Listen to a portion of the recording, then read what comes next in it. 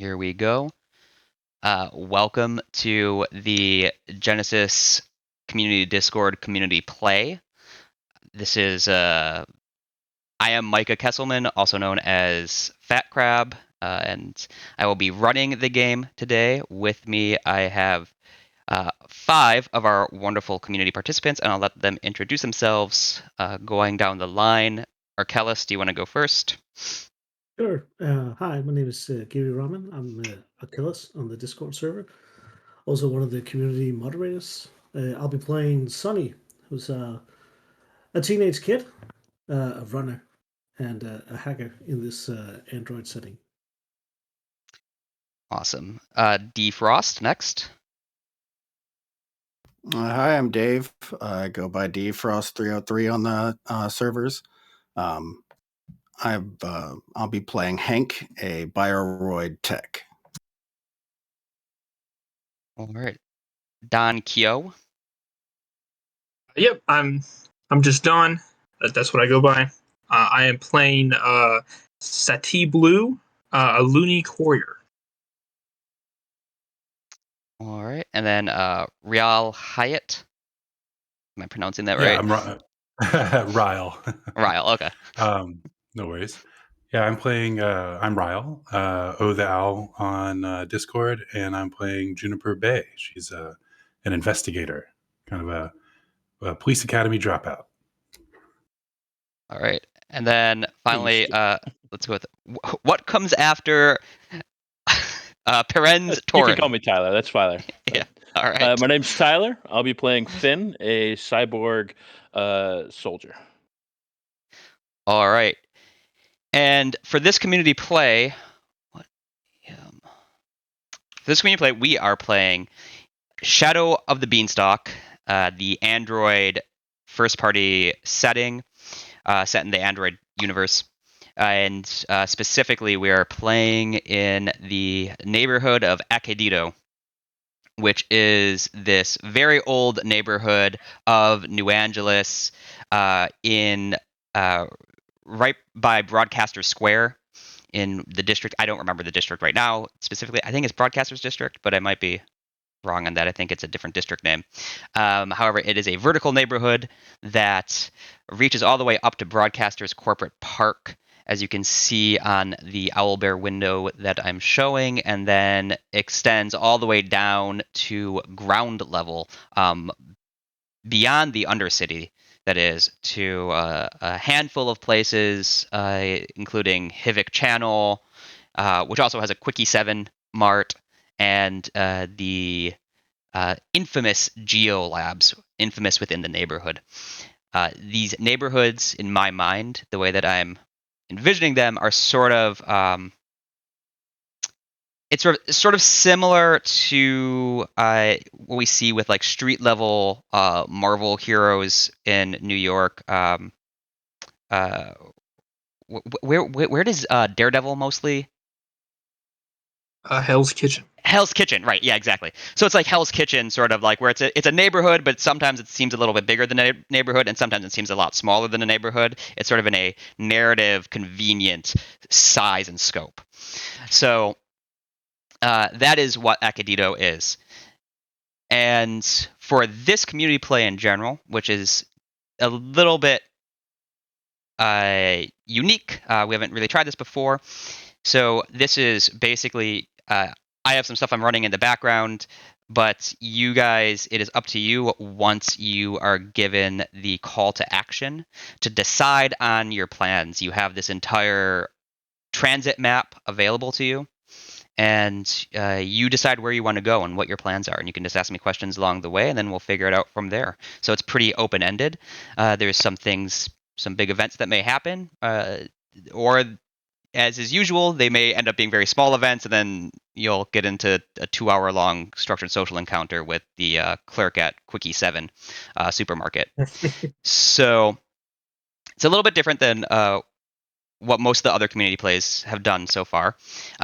With that said, I am trying this additional metagame where I have a nice big list of your character's motivations, as well as your favors and a bunch of other relevant stats. But the big thing is your character's motivations. So while we're playing, I am going to try, and we'll see how effective I am at this, but I'm going to try to keep track of when you invoke one of your character's motivations with your actions, either indirectly, say your character's fear of failure makes them decide not to attempt a skullduggery check on, well, you have skullduggery, but maybe not to attempt some check on some particular task, for example, or you invoke it and offer a setback on that because of your motivations. I'll track these call outs to the motivations, and by the end of the game, whoever has tallied the most motivations call outs wins this round of Genesys Discord community play. What do you win? The adoration and adulations of all of the community members who witnessed this. You are best RPer. Let's But go. we'll see how that goes. So this will be an interesting thing to try. And now, with that, before we get started, any questions from the players? I got All nothing. right. I'm gonna take. Yeah, could you repeat all of that again? I'm kidding. Luckily, I am recording it, so afterwards, you're welcome to listen to it. Whatever counts as white noise for you. Well, one thing for the sake of time, assume we all know each other. Yes. So we'll start. Yeah. So I'll get into the narrative setting here in a moment, but just some quick mechanical background. The assumption is that you are all either part of a bounty hunting group, or you are all on the same bounty and have, at least within the last couple hours before we enter the game, which we are entering in media res, you all have gotten to know each other to some degree or another. At least enough that you are going to maintain your group cohesiveness for the game. Because I do not want to split the party. All right, and with that, let me pull up some ambiances. And let me make sure I'm clicking the right buttons, because I have too many damn things open.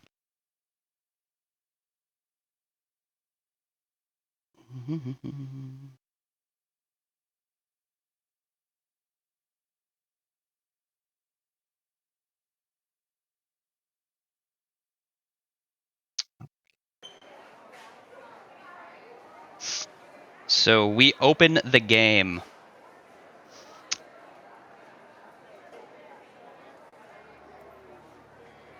And like I said, Akeidito is this old neighborhood. It originally was basically the little Korea of New Angeles way back when construction on the Beanstalk just got started. That history has all but been forgotten at this point, except for the occasional facade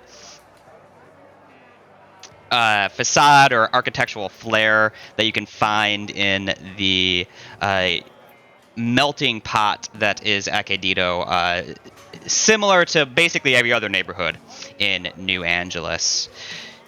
Akeidito spans from the Star Scrapers of Broadcasters Corporate Park into the mostly middle-class layer of the Botanical Gardens and Big Church and Broadcaster Square main tube depot, the various things around there. These two layers are generally referred to as the Heights, the Akeidito Heights.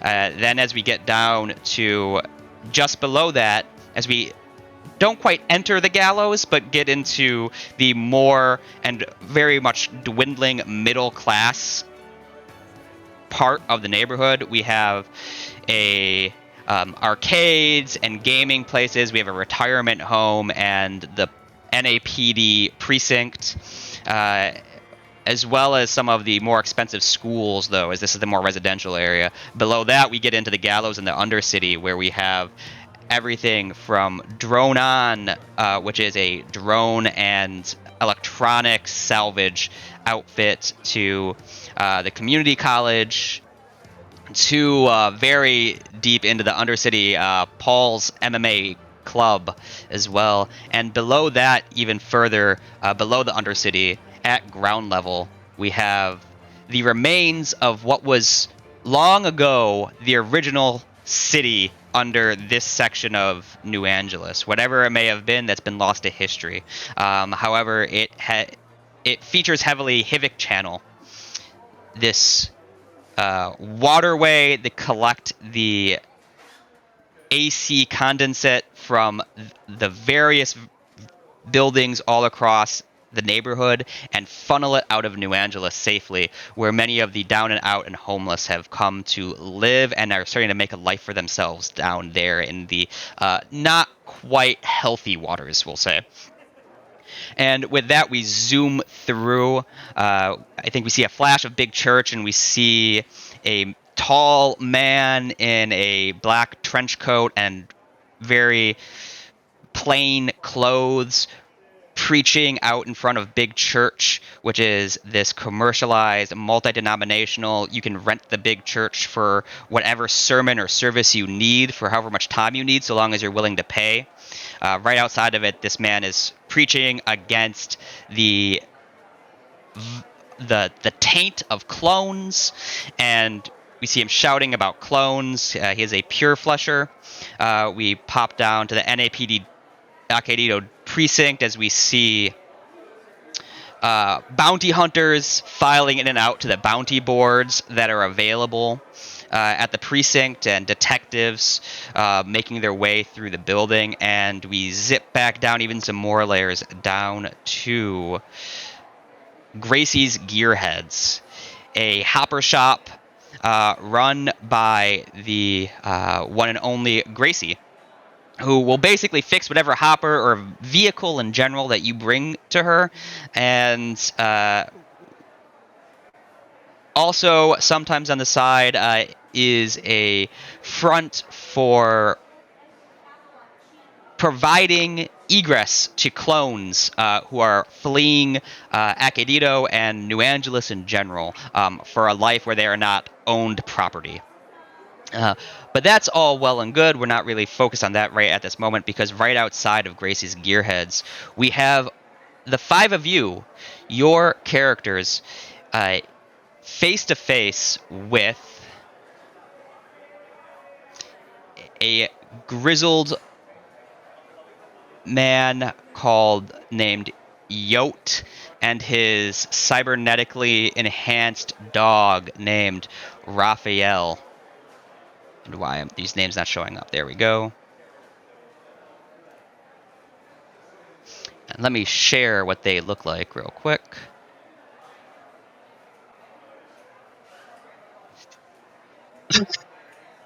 You are outside Gracie's Gearheads. You've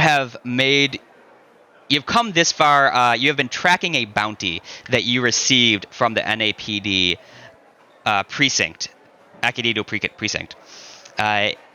It has eventually come to culmination in front of Gracie's Gearheads as you and Yote vie for who is going to ultimately take the bounty.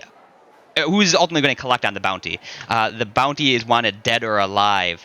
Their name, Alish Akipov, worth 350 credits. They're wanted for contraband trafficking and obstruction of justice.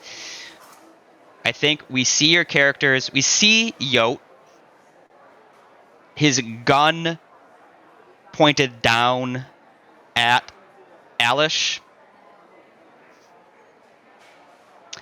and his knife, his blade pointed in your direction. And he stares down the upper edge of his blade. Alish pretty much totally, not incapacitated, but very clearly no longer a threat. Alish functionally apprehended as he looks at the five of you and says, "Now, I'm just here for the bounty. You can walk away from this and keep all your limbs, or I can have Raffi over here tear off a few fingers before you decide to scurry away. It's up to you." And we'll go through and respond one by one. Before we do that, though, as you each take turns on how you're going to do this, whoever goes first, each of you will roll 3 purple dice to see how much strain and wounds you have taken at this point as we enter in media res. So, Sorry. go Do you want for us it. to roll that now, or do you want to roll it when we introduce? Roll it when you introduce yourselves, because this is where I would like to have you each sort of give a visual and attitude introduction of your characters. Quick question: is Alish what kind of a person are they? Or like they're Bioroid or human? Or Alish is a human. As far as you know, he is a natural. I mean, he might have some cybernetic implants or something, so maybe technically he's a cyborg to some degree, but there's nothing about him that stands out as particularly more than natural human. And Alish himself is this sort of squirrely-looking. You would not expect him to be a very dangerous criminal, and perhaps that is why the bounty on him is only 350 credits, which is a decent bounty. But you also have bounties that are, often worth in the thousands of credits.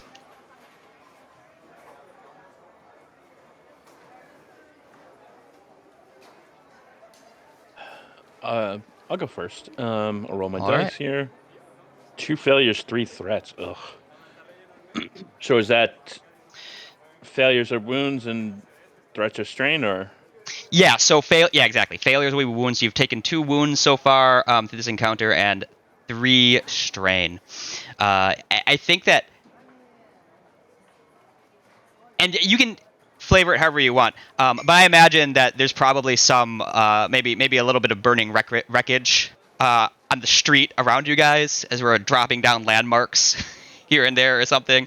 That's quite a bit of threat. So I'm sort of using the threat both for your strain, but also as a way of painting the scene. Sure. You're not going to take all the work that we just did tracking this guy down. So if I got to kill you to get to him, then that's what I'm going to do. And I will level my carbine.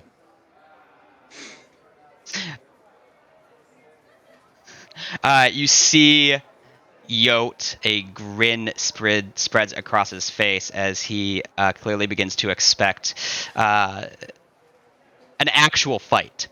And as that grin blooms, he looks over to Raffi, the cyber dog, at his side,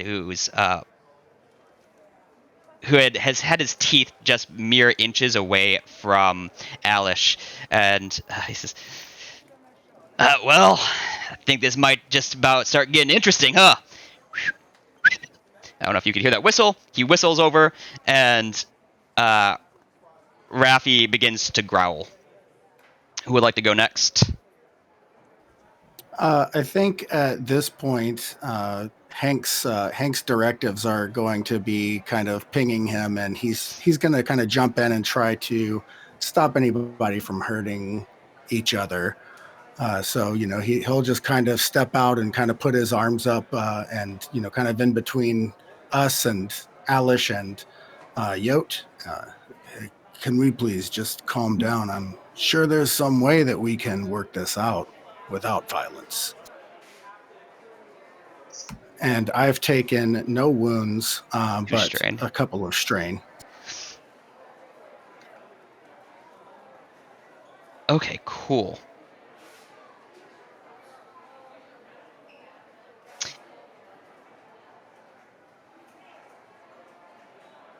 I'll go next.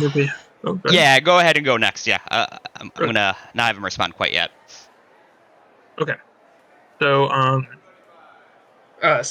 Sati is just kind of in the back of the group.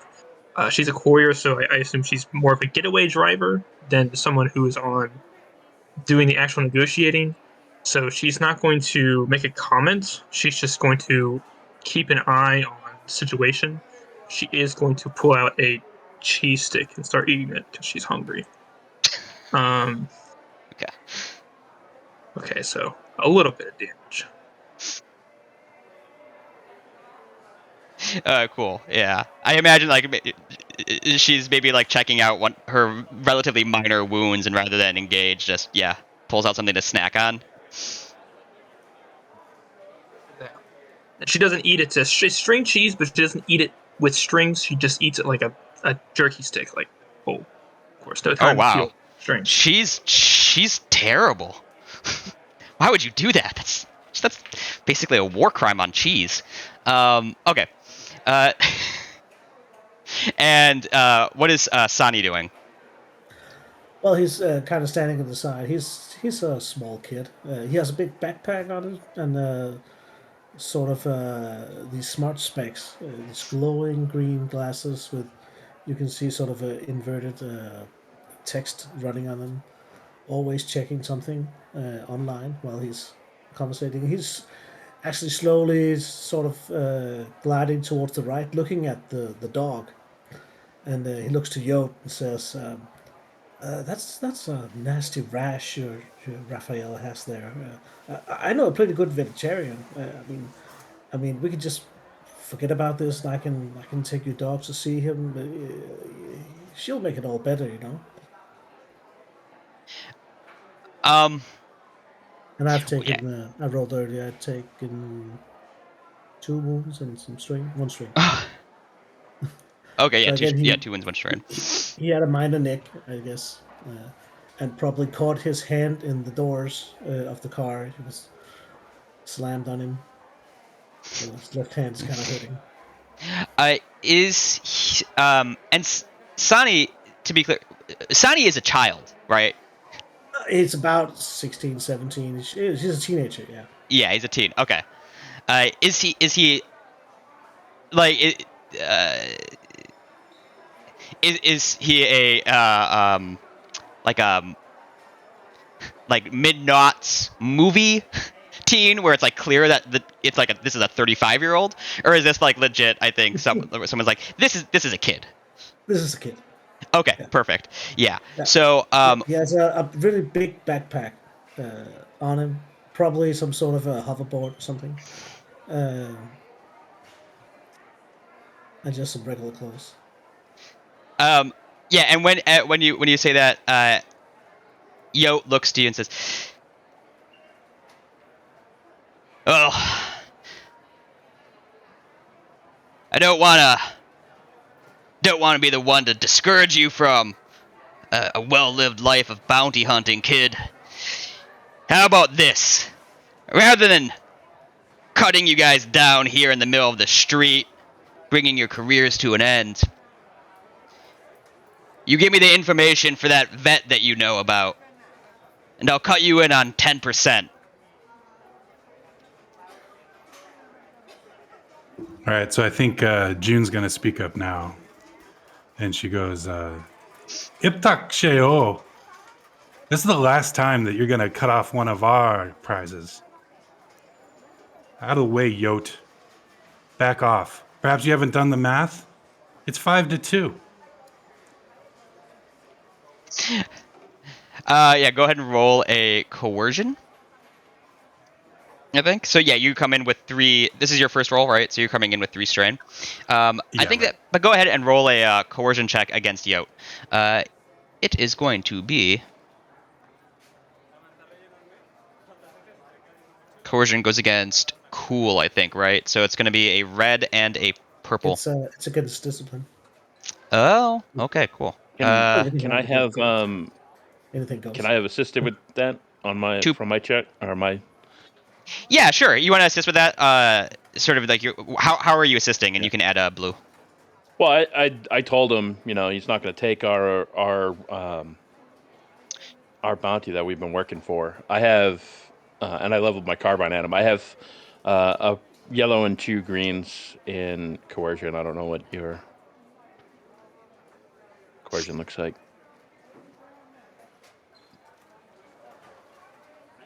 Is Juniper? Sorry. I've got 2 yellow and 1 green. I think it's just a boost die then. Yeah, so it's just a boost die. And sorry, the difficulty? It will be 2 purple, actually. And I'm going to spend a story point. Also, I'm adding the story points to the board because they definitely were there before, but I'm now flipping it to upgrade it, so it's going to be a purple and a red. Yeah, we just didn't notice them. Yeah. Ooh, 1 failure, 2 advantage. Yeah.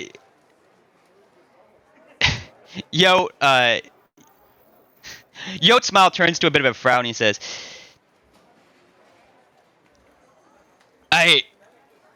you think I'm surrounded? I don't see myself as surrounded. I see myself in the midst of a bunch of amateurs and a kid. Meanwhile, I have the prize, I have the weapons, and I have the muscle. I don't think your chances look too hot right now. And what do you want to do with that 2 advantage? And also, as a social check, take 2 strain. Is it 2 strain? I think it is. Yes. Yeah, so take Okay. 2 strain as the social check, just for failing it. Okay. When he says Two that, strain, not wounds. You just added wounds. Oh, my bad. Yeah. Yeah, I'm sorry. I you do clicked not on want the- to take. I mean, unless like you fail so bad that your nose starts bleeding. I just momentarily thought I was a rival. Nothing. when he mentions that, Sun is probably going to back a little bit away, just sort of kind of appearing unthreatening. Yeah, but you do have the 2 advantage to spend. So what would you like to spend that advantage on? Do you have any ideas? Yeah. So, you said there's a lot of debris in the area. Yeah. Could there be like a convenient place where some of our crew could take cover? Those that are a little less combat focused. Yeah, I think that. So I think that at this point with the wounds and strain that you all have suffered in tracking down Alish to this point, there's we don't know precisely what happened before, but there's like a burning car wreckage over to one side. There's some bent over bus signs and a bus stop or a hopper stop, which is like glass around it. Normally, like that's all shattered. The street's been very much cleared, and all the doors have been shut in this street as you guys are resolving this conflict. So amongst all of that debris, there is definitely chunks of stuff to hide behind for sure.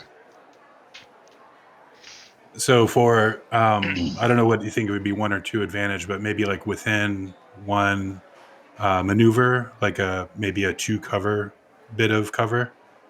Like a piece of that vehicle, or maybe the bus stop's tipped over and provides like a nice shield potential. Yeah, I think that's so you're gonna maneuver into use that advantage to sort of like slide into cover a little bit, or just to kind you of just want to narratively declare provide it. an easy way for our people to get to it. Yeah. Yeah, you got something Establish within it. short. Yeah, you have something within short range that all of you can. You have like a chunk of a hopper bus. Somehow you managed to explode an entire bus, I think, and no casualties. No one was hurt. There's no bodies or anything, but there is like it's half of a hopper bus, but the top half, not split side to side. That is just sort of a little bit on fire off to the side. That is easy cover for you guys. Awesome. And so would someone like to take another crack at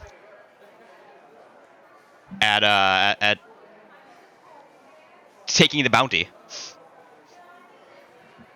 I think Hank be trying to, kind of let's talk this out. Let's negotiate. We don't have to. We don't have to hurt one another. So I think you want to do a negotiation or a charm? I think this could be either or. I think in Hank's experience with humans, he's come to understand that it's often easier to come to some sort of agreement than to completely he's not really well versed in kind of the social dynamics of like winning people over, but he understands that sometimes people can come to an agreement. So I think it would be a negotiation. Okay.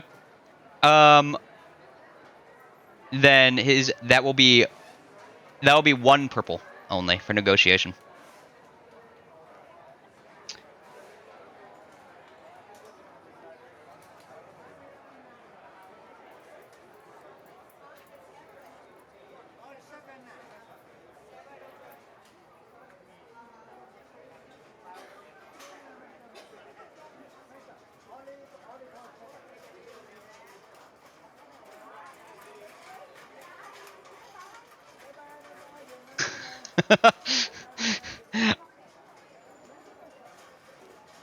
And A wash.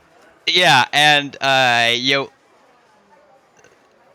looks at you and because Hank is clearly a bioroid, right? There's not like he's not like a human, like there's no like superhuman veneer on him. Like he's very much clearly a robot, right?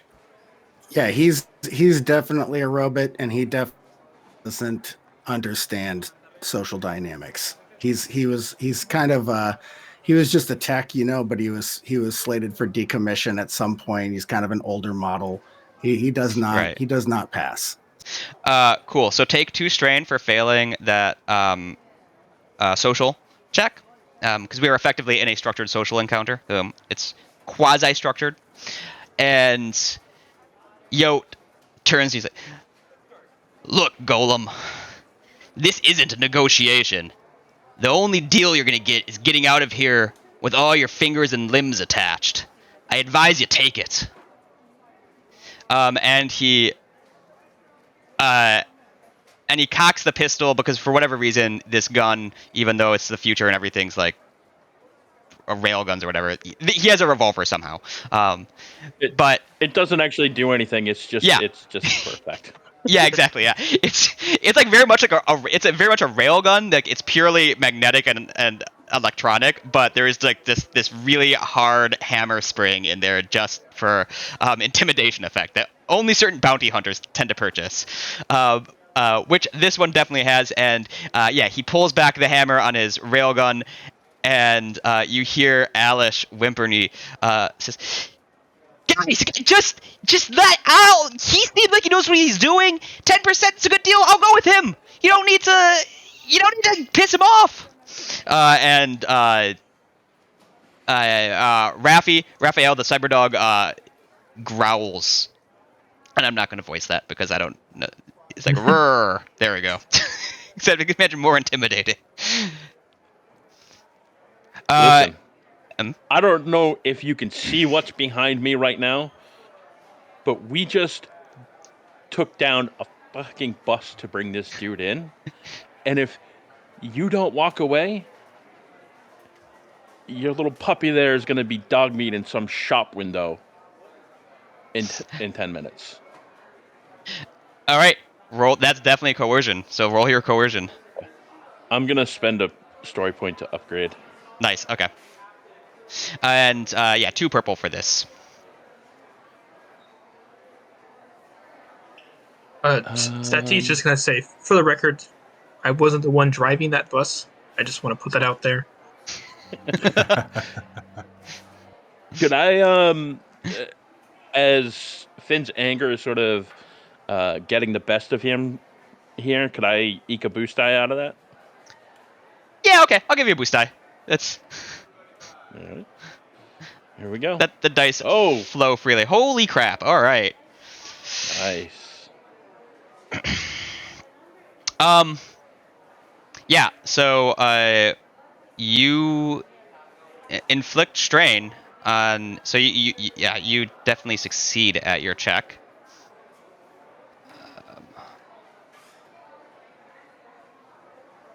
But it's the number of successes plus 1 for the success, right? For strain inflicted. With that triumph, what would you like to do? Or do you have an idea?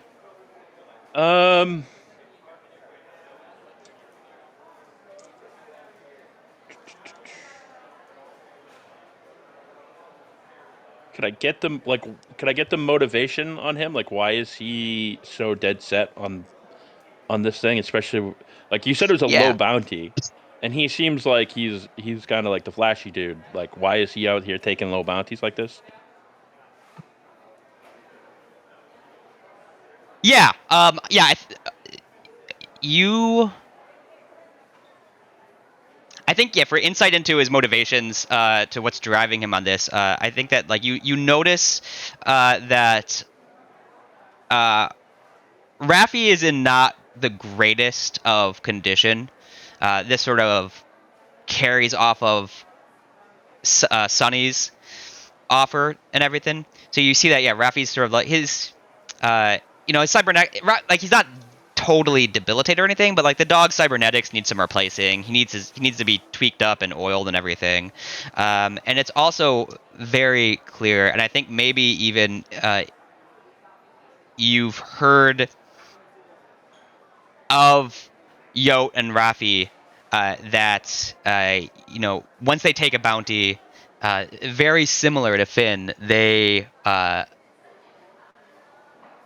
well, actually, that's not similar to Finn, but yeah, once they take a bounty, they get it done. If they take on a job, they take on a commitment, they follow it through.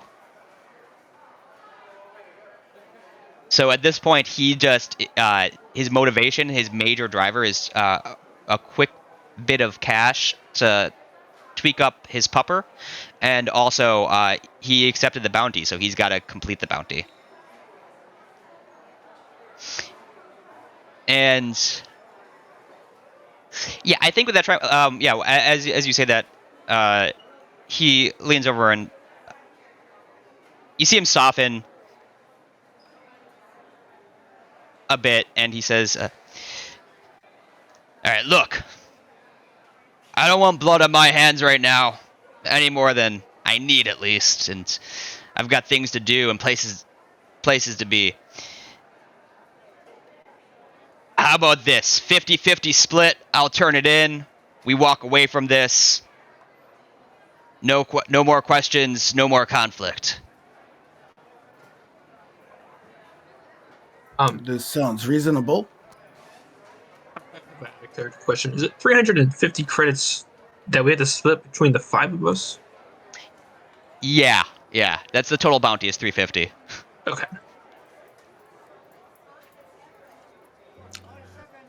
Is this earlier? He was asking about information we had about a vet. He's given up that part of the proposal now. Sonny, yeah, I mean, when Sonny offered some information about a vet, and he said that he would, yeah, like if Sonny gave him that info, he would give you guys 10% if you just gave him the info and walked away. I was confusing veterinarian for veteran. Oh, guy, yeah. a war veterinarian, you know. I created a whole nother character in my mind that we were. So again, this will become the most important character in this entire game, this war veterinarian that's somewhere out there on Mars, maybe. But yeah, he is offering you to split it 50-50, and just everyone walks away. No harm, no foul. I'm gonna yell at him from a little bit because I've backed a little away, saying, "Well, Raphael ain't got that sort of time. He needs to see the veteran now. You go now, and you might make it. I'll give you the address. You hurry along. We'll take the bounty up for you and split it 50-50. Just run along. He hasn't got much time left." Yeah, I'm gonna that's gonna be a deception check for sure. Deception goes against, I think that goes against cool, I believe, right? So God, okay. Day I will actually remember these. I need to pull up that thing. Okay, but so that's fine. So it's 2 red for that check. And I'm going to add a setback on that too, because I think that this is a bold strategy that you're attempting here. But of course, I know that Yote was on the case, so he hacked his own veterinarian records, and he actually knows the disease history because I have a knack for it in deception. and I'll remove the setback Okay. for having these veterinarian records. Let's see. Is that 2 reds? Yeah, it's still 2 reds. You remove the setback because you have the vet records as you quickly pulled them up. There's a data leak at some point of vet records, vet.com, which there was a big panic actually because everyone thought it was a veterans leak, but it was actually just for veterinary records. It was an issue. Wow, but you fail this, so take the 2 strain. But you have an advantage and a triumph. So I think the advantage will just he's kind of momentarily distracted by this weird kid and his whole weird tale about Raphael, which I mean it's his dog. He clearly knows him better than I do. right. So I'll just pass the 1 boost die along to the next one. Okay.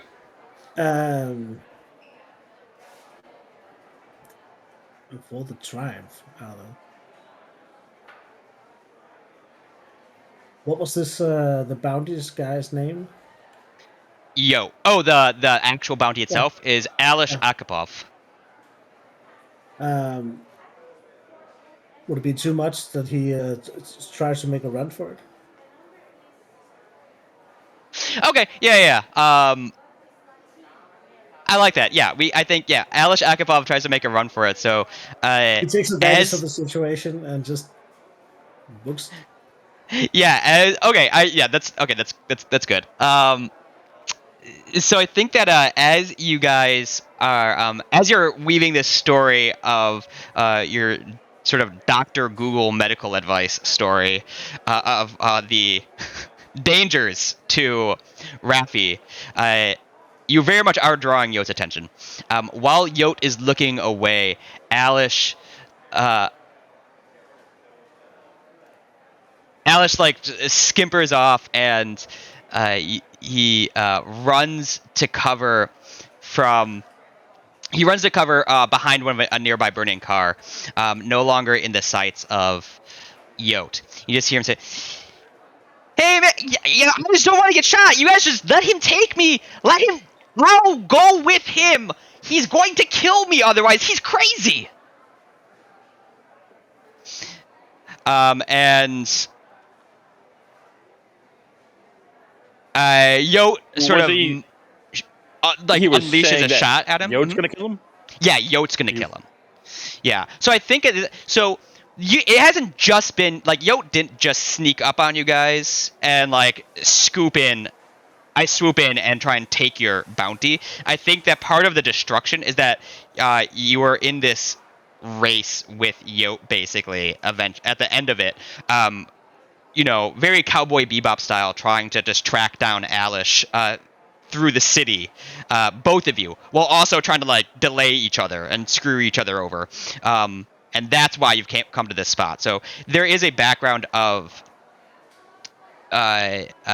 you both have worked for this bounty. This isn't just Yoke coming in and snaking it from you. Now, you may feel like he's snaking it from you, depending on if that's how your character would feel about it, but that's the reality of the situation is he didn't just snake it from you. But yeah, Alice runs off, and I think that you guys will get upgrades on your checks automatically. Now negotiating with him because of he no longer has control of the bounty directly. And Yot's gonna. Yot looks back to you guys and says, "God damn it! Now I'm getting real pissed. I already told you 50-50 split, and we walk away from this." And he's gonna roll Even split, and we walk away. Like, sorry, I didn't mean to interrupt you. No, that's fine. Isn't 50-50 even? Is there? Well, there's 5 of us and 1 of him.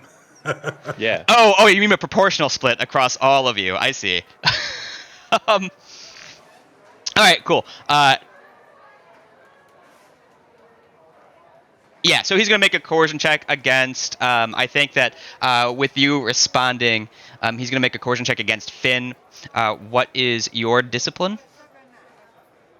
Discipline is 3 green.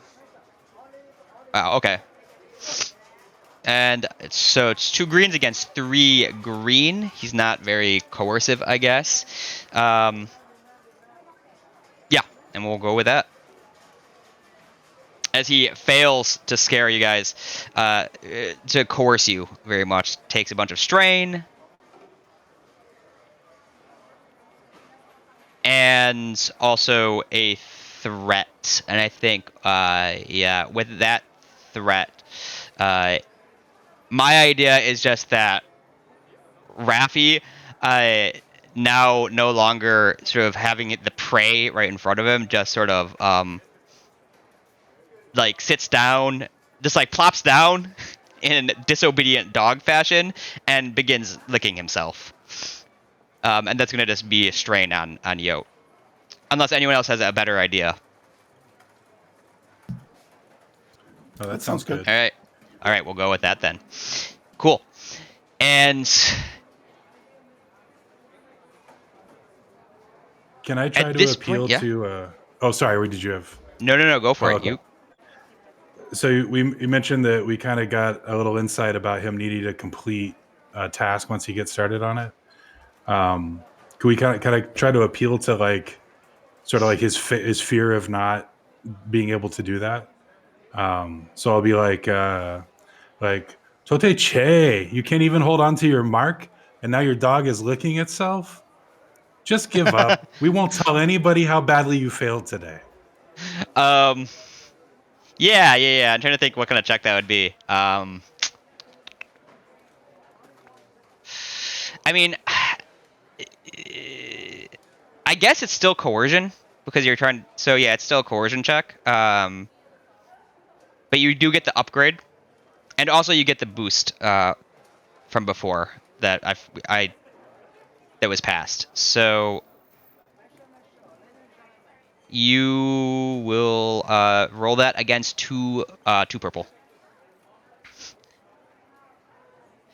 All right, Awesome. and yeah, with that.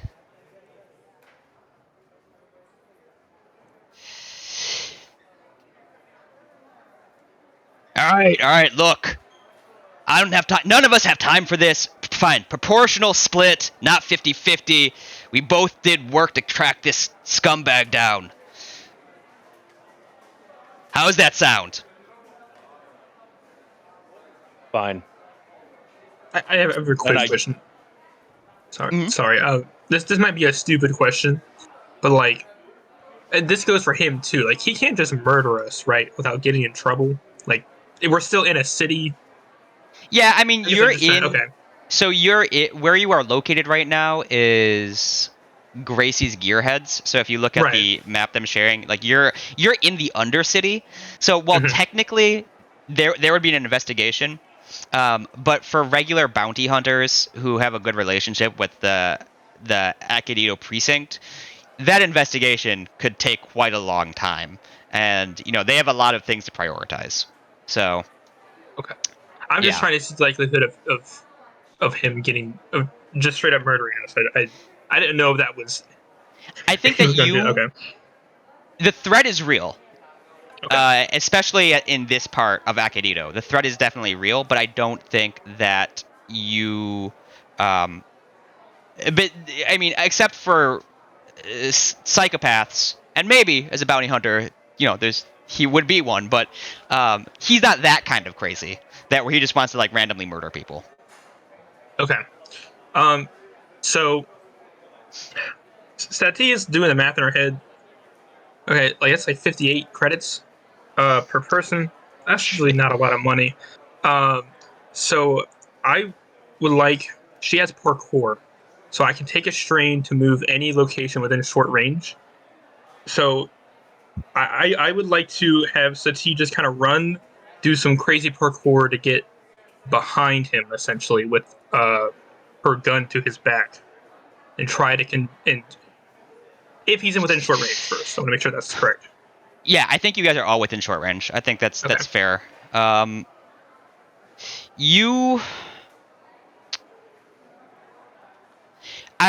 So parkour gives you like a free. It lets you move to anywhere within short range for free, right? But I think for that a strain, yeah.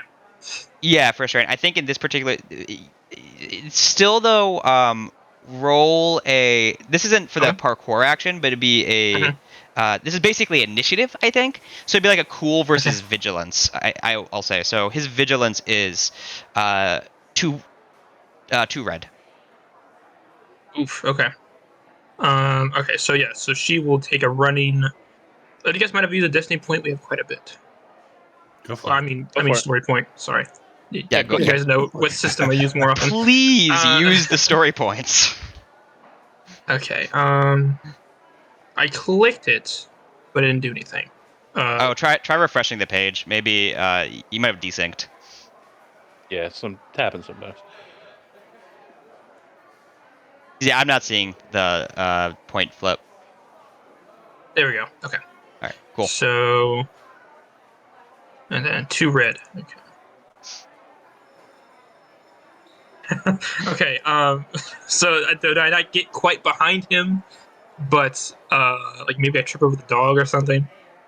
I think you could definitely get behind him because I think with the parkour Okay. action, the physical movement is something you absolutely do. So I think that I like this because this is like this cool scene of you. Yeah, you do this like this crazy like wall jumping thing probably over some of the wreckage around you and do like a full flip with your guns facing down at him. And it looks crazy dramatic and cool, but as you land, Yote's blade is already at your throat. And Okay. And just yeah. Sati's a loony, so her arms and legs are really long, like longer than normal humans. So it is kind of this weird alien-looking scene, and she does have a Yeah. Fletcher, which is a restricted, like crazy illegal shotgun. Which I think someone's mentioned that they were an investigator for the police. Is that right? That's all this. Well, police school dropout. Yeah, now I'm more of like a Oh, okay. private eye. Yeah. Oh, okay, gotcha. Sati is very paranoid about people asking her about her gun, so she's always showing her special use permit to like make sure people know that she's allowed to have it. Um, and maybe as an investigator, it's obvious that this was fabricated by the Babas, right? Right. But she's constantly trying to show it. But so when she lands, points a gun at him, and he has his knife at Sati's throat, and as she's holding the gun, she like pulls out the special use permit and tries to like make sure Yote sees it to like know that I'm allowed to use this. Then she puts it back and then she keeps holding the gun. It's like hanging from the barrel. Yeah. Yeah. Yeah, it's like a little like lanyard or something. Is just like it sort of flops from the from the end of the gun. Yeah, that sounds good. And I think with that 2 advantage, I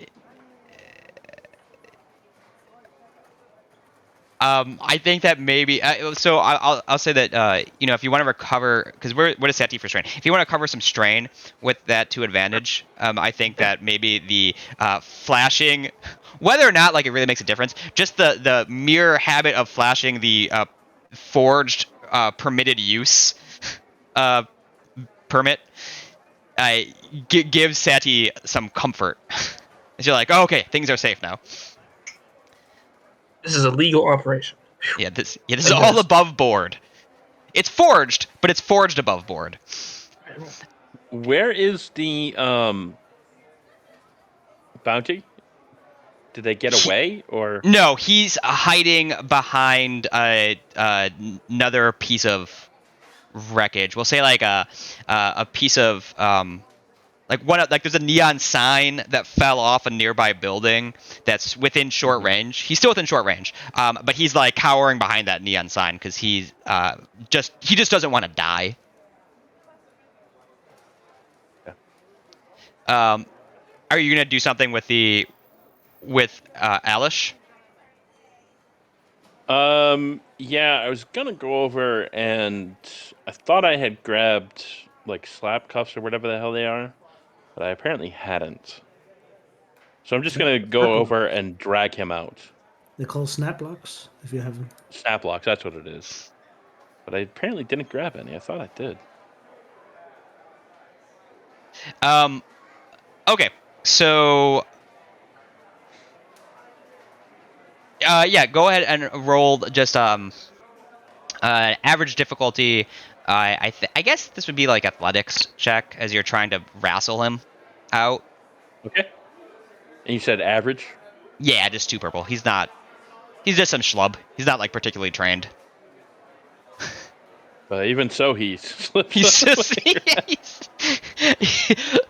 with 0 successes and 1 advantage. Yeah, you try and wrestle him out, and he just like runs. I think you start approaching him, and he like just runs around the sign, and you eventually just find yourself just walking in circles around the sign, trying to grab him like you're chasing a toddler. Stop! No! Now you. I don't want to get shot. You're gonna get me killed. What are you doing? You're gonna get shot if you don't stand still. He's got a dog. Don't let him He's get gonna away. scare a dog. Paying attention. Meanwhile, Stand Hank still. thinks these negotiations Taking are it. going really well, and it's all because he suggests.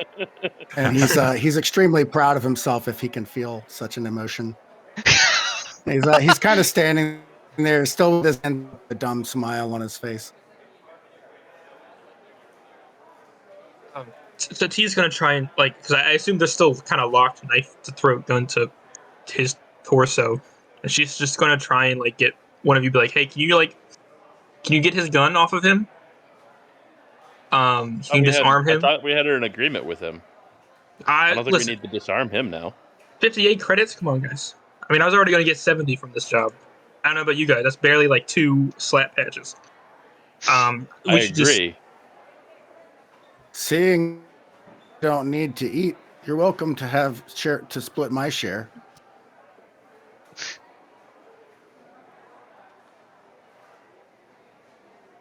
He's I like, don't listen, know.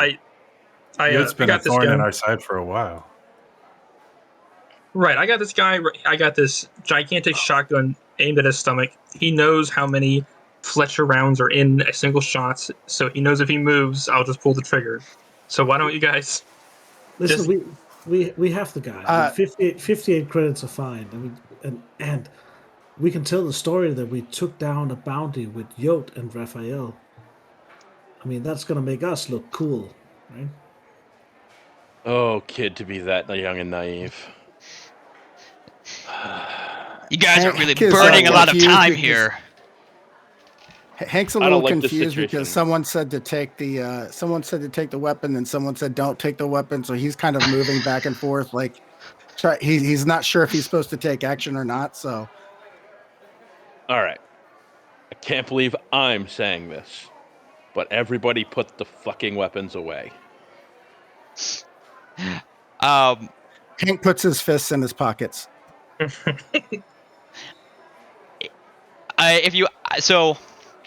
I'll give you. You can either make a check on that, or if you want to flip a story point, because I think that's a really good dramatic spot for it. We can just have everyone put their weapons away, or at least Yo will begin putting his weapon away. You're gonna flip a story point. Yeah. Okay. Anybody get objections to that? Nope. That sounds good. All right. Cool. And you successfully de-escalate, and Yo goes, "All right, fine. Look, it's not even the killing you that's the problem. It's just you guys are just make it. You're so annoying with your arguing with each other. This is not how bounty hunting is supposed to be. You're a team. Jeez. Like I said, proportional shares. I'll bring the bounty back to the NAPD precinct so I can call it in. Oh my god, you're giving me a headache. And you see he pulls his blade away from Sati's knife and sheathes it, and does a real cool gunslinger spinny thing with his gun and puts it into its holster. Right. So then you owe us 291 credits. Wait, what? Oh, split. Oh, for your share of If the he's- 350. Yeah. No, I think that there's a way with like it's not you can there's some weird electronic thing that happens narratively conveniently without going into the technical Okay, aspects of all right. it that lets you split it. Okay. Yeah. So He has to keep his word on it, basically. yeah. You send him a thing, something blockchain, shoot me, blah blah blah, and you get your It's like gonna when you Venmo us. split the bill for an Uber. Yeah. Yeah. We all go I like into the there's app like an and app. approve Yeah, it. exactly. Yeah, exactly. There's like an app or something. It's like the like that weird thing that was in Westworld. So Yeah. where you just like automatically split the bounty. Cool. So yeah, are you guys is everyone else on board with that? Are you splitting the bounty and letting Yote and Raffi sort of ease off into the sunset? Sure. Yes. That he doesn't Alright. like it, but she'll accept. All right, and yeah, as you, yeah, and that. So with that, we see Yote grabs sort of the grabs Alish by the shoulder and roughly marches him off down the street towards a towards let's see what's down the street from here. There is a public hopper, so actually I think that the next bus on the route that you destroyed the bus for before, that hopper bus like pulls in and you see Yote and Raffi march Alish onto the bus stop. As they're walking by, as Raffi walks by, Raffi gives Sunny licks Sunny's hand or something. Does like a very cute dog thing, and then continues on. You. Yeah, and you with that you hear, you just hear Yote say, "All right, scumbag, let's go. You've been double headaches for me. There's so many headaches. I had the headache from them, the headache from you. God damn, I just need to get this dog fixed. Come on, Raph." And the hopper bus sort of piddles on out, going by. You see, as the bus driver, there's a Bioroid bus driver, and as the bus driver drives on, you see him sort of like shaking his head as he appraises the scene and weaves around the wreckage of various vehicles, including the other bus. But with that, though, everyone roll your recovery checks. You finish that scene and also add the amount of credits, which I think, what was it, 58? Someone did the calculation already, right? It's 58.3, yeah. Yeah. Okay, cool. Yeah, so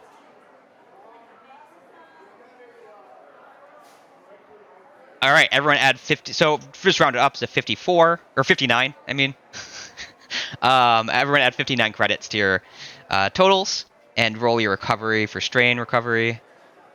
All right, so how I you do allow this? for 'Cause I've- strain recovery. So yeah, for advantages, I do a 2-to-1 ratio. So with Okay. one advantage, you don't get anything, so it just burns it. Okay. With the triumph, you get 3 strain recovery for it.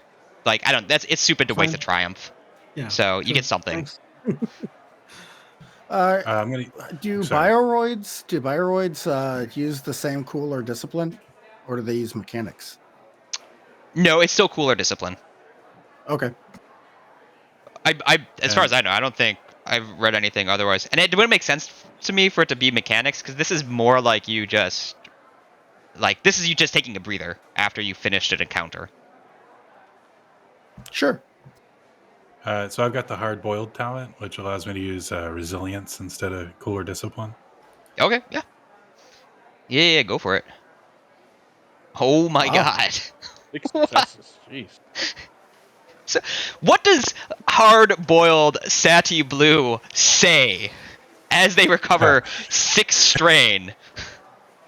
Well, June, she brushes a little bit of dust off of the shoulder of her jacket and like adjusts the bucky weave that's like underneath her skin suit. And it's like, oh, it's nice. I didn't even have to run him in this time. And yeah, as you guys are, I would like everyone to roll hard perception checks real quick as you're taking a breather and recovering.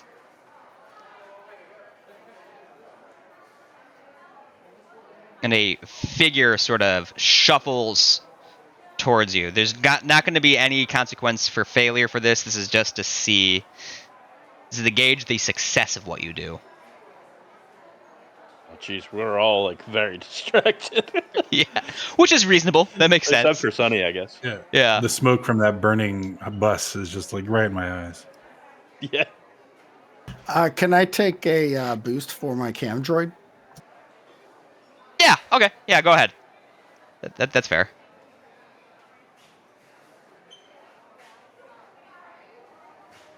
It didn't help much. Also, by the way, I'm gonna just let you guys know that if you are intentionally invoking any of your motivations with your actions, let me know. Call it out so that I don't miss it. I forgot to mention that at the beginning. So I only have a couple of you invoking so far, though I think I've just been missing some. I was going for Lacey with the compromise. Oh, okay, that's fair. I'll give you that. So that was, yeah. Yeah. So, with that, yeah, I think that the like you're saying, that the smoke from the wreckage of the bus, sort of the wind picks it up and it just blows into your face as right as you see a figure sort of shuffling forward, hooded and cloaked. You're unable to see their face. Sunny, though, being a little smaller than everyone else, simply just due to age, you get a little bit better vantage point under the hood, and you see a young man approach you. To Sunny, he very much looks like a Risti. This is someone who is not accustomed to setting foot in this part of Akeidito, or in the Gallows at all, really. But he approaches you, all of you, and says, "Hey, you guys did that was a great job you did there. Are you guys looking for more work? I think I might have a job for you." Finn just kind of like looks around blankly at the "go to work" comment. Sure.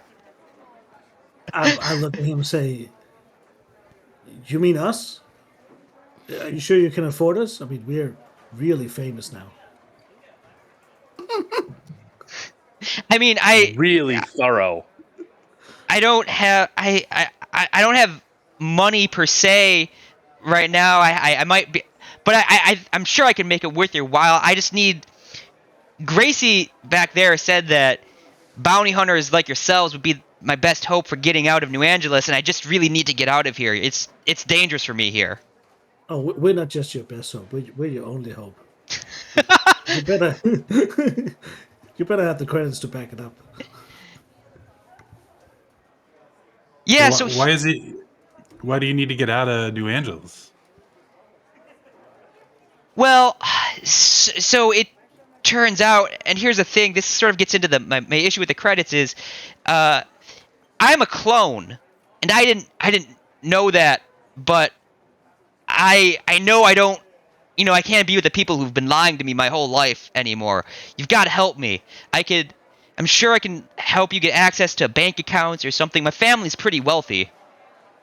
With that, I'll move closer to him and go like, "Oh, cool, you're a clone," and I'll try to sort of look in his neck and see if I can see his model. What model are you? Yeah, you notice that he has no barcode. Well, he's just sort of shuffling around him. So. What? So I was gonna say, what family? looking everywhere. A wealthy family, it doesn't really, that doesn't really matter. I don't think we need to get into that. I just need your help getting out of here. She kind of just looks around to everybody else and is like, well, you're asking us to do charity work, and our small friend here can't find a barcode to verify that you actually are a clone, and you're claiming to be from a wealthy family. So I think we need a little more before we start, doing stuff for free. Are you kidding me? My family built. You're not them What? anymore. And he lifts his hood back a little bit, and all of you roll a knowledge society. But this will just be a 2 average difficulty.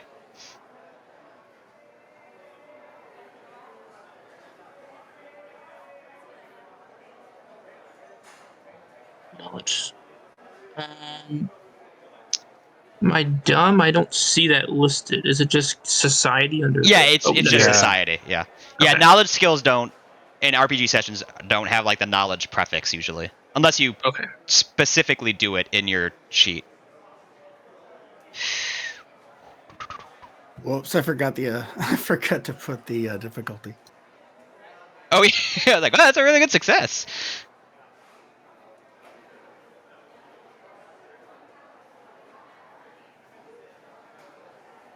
Okay, cool.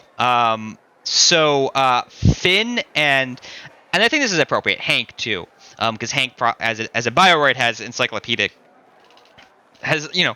more encyclopedic knowledge of things. Oh, and Sadie also got a success.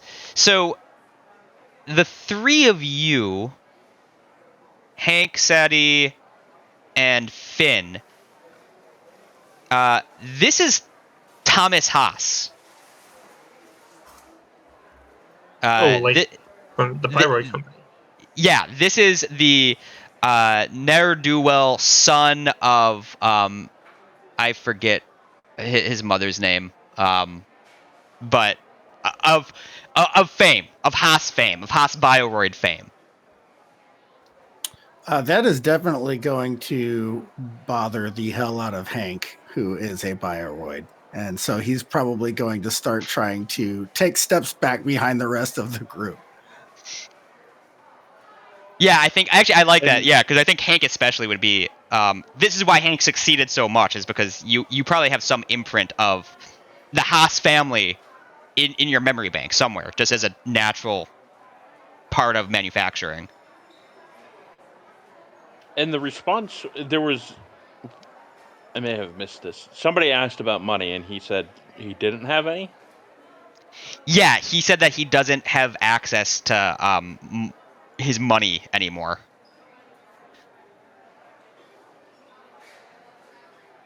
Define any-more.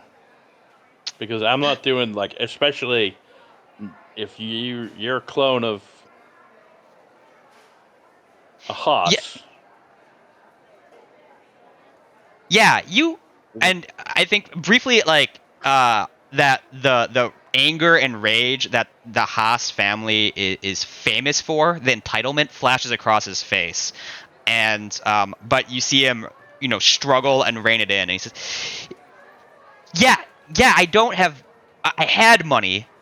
I was a Haas until I realized I'm this disgusting flesh creature, this vat baby. So no, I don't. Why would I have money anymore? Jesu Hamnida. Guys, I don't think we should get involved with this. And I'm using my fear of failure here. This is above our pay grade. Sati is You're gonna right, wait. but Let's have a group huddle without the clone. Real quick, everybody. Oh my god, fine. And he just sort of walks off as you guys huddle around on the other side of the wrecked bus. Listen, I am the last person to want to work for one of you dead weight corporations, but I think that, and when she says you guys, she is referring to all you are born on Earth. She is not. But I think if we turn this guy in back to them, we could probably get a lot of money from the Haas company, I and agree. that it sucks. It sucks for him. It really does. But we all got to learn that lesson sometime, right? Nay, I That's also agree.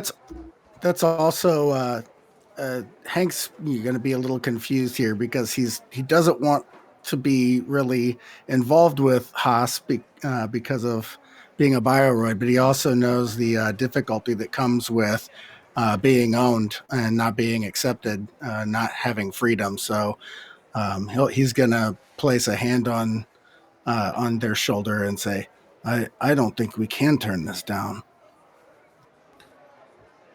I'm with Hank on this one.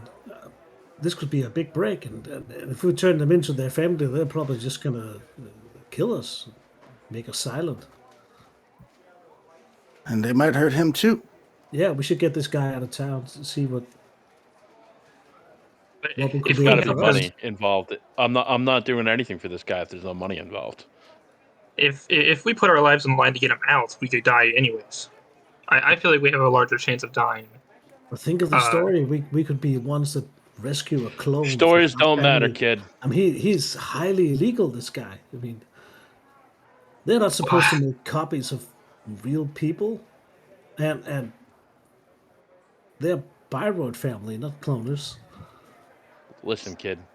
There's one thing that this city gives attention to over anything else, and that's cold hard cash. If there's no money in this, there's no sense in being involved. It's just gonna get us into deep shit. And if there's no cash, then there's no I mean, benefit. we could be the top story on NBN for like a whole afternoon. Oh God, are you trying to talk me out of it? um, for Hank, how I know that in media res, how well do we know each other? Does Hank would Hank have shared is he free? Does he own his own self kind of deal? And that's up to you guys entirely. I think that you at least know each other. At a minimum, you know each other at least like a few hours to form Right. some basic bond. But I think it would make sense for at least a few of you to be sort of regular, bounty hunters or coworkers. There's a pretty good chance that Juniper and Finn washed out of the same academy class. Yeah, I think, for Right? sure. Yeah. I think that Hank would have to know these people to work with them at all because it's pretty dangerous for him to just be gallivanting around. But and this is his desire to belong. If these people, the people in this group, accept him and ask for his help, he feels compelled to do those sorts of things. So I think whether we have like some long lasting friendship or not doesn't matter. He knows everyone well enough to at least be wanting to try to make things good between everyone and himself. Right, but I guess I'm trying to get at is Hank. He is free, right? He's an individual. He's not owned by. Yeah, he's actually, so he's damaged, and he's actually got like this hole in his head that had caused some damage to his personality, and that freed him. But there's also some things that he's not completely free. He's still bound by the tenets of his directives. He at least for the most part, and so he's no longer a part of like some corporation or controlled by them, but he also doesn't have complete autonomy.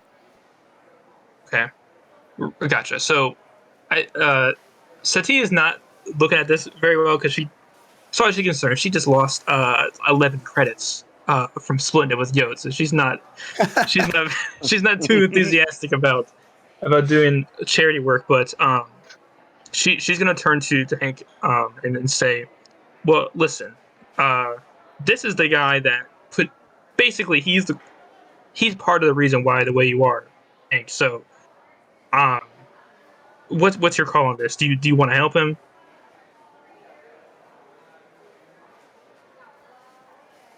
Hank's processing this information and trying to, kind of run the odds and some. He's analyzing this situation versus thinking about his personal feelings on it.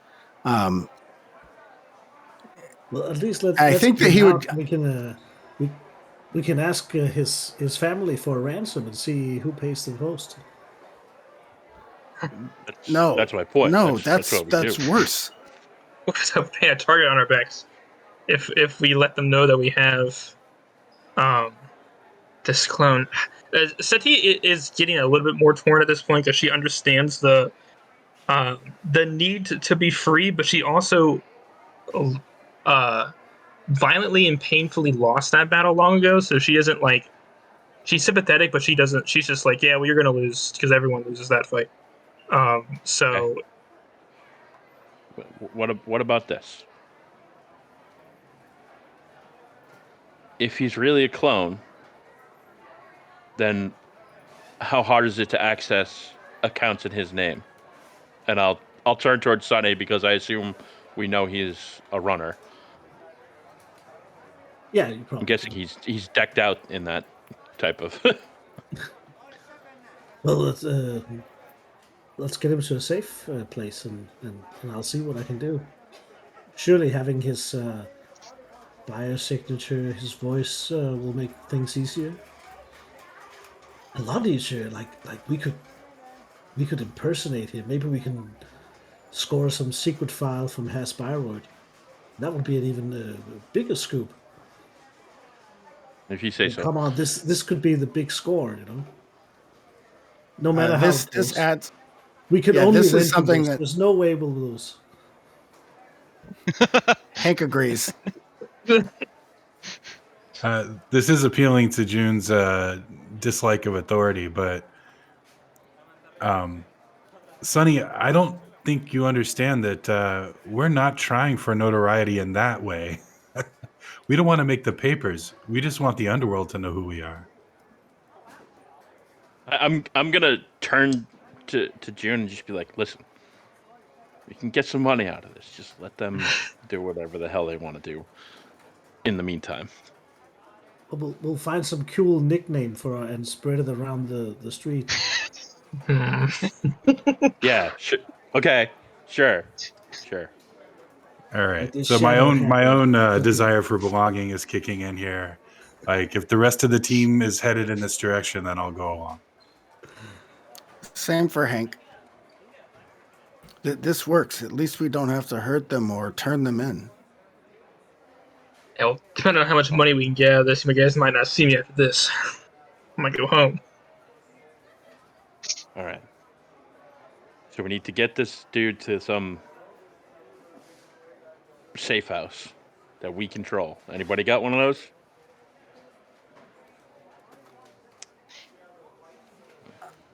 I know someone who's helped me. Sorry, go ahead. I was going to say, no one ever goes to the Hivik. At least no one who cares about people like Haas and myself. Aren't there like giant alligators down there or something? My directives don't say anything about not hurting alligators. He holds up his hands and there's like a couple of looks like alligator bite marks on his forearms. The thing is, Hank, you also don't have a sense of smell.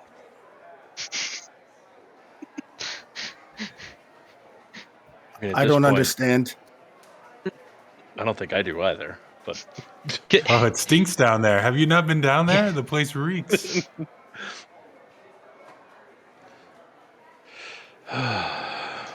But I can't think of another safer place to go, actually. I mean, the Babas owe me a small favor, but I don't think it's access to a safe house.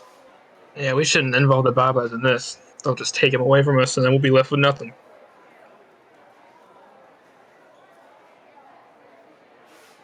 All right, let's go to that putrid lake in the Undercity. We'll go over to Thomas and say, we'll help you. I'm certain that some of my friends down there could provide us with nice cardboard boxes to sleep on. His face goes pale for a moment. He's down where? And I think that's where we have sort of smash cut to the next scene. So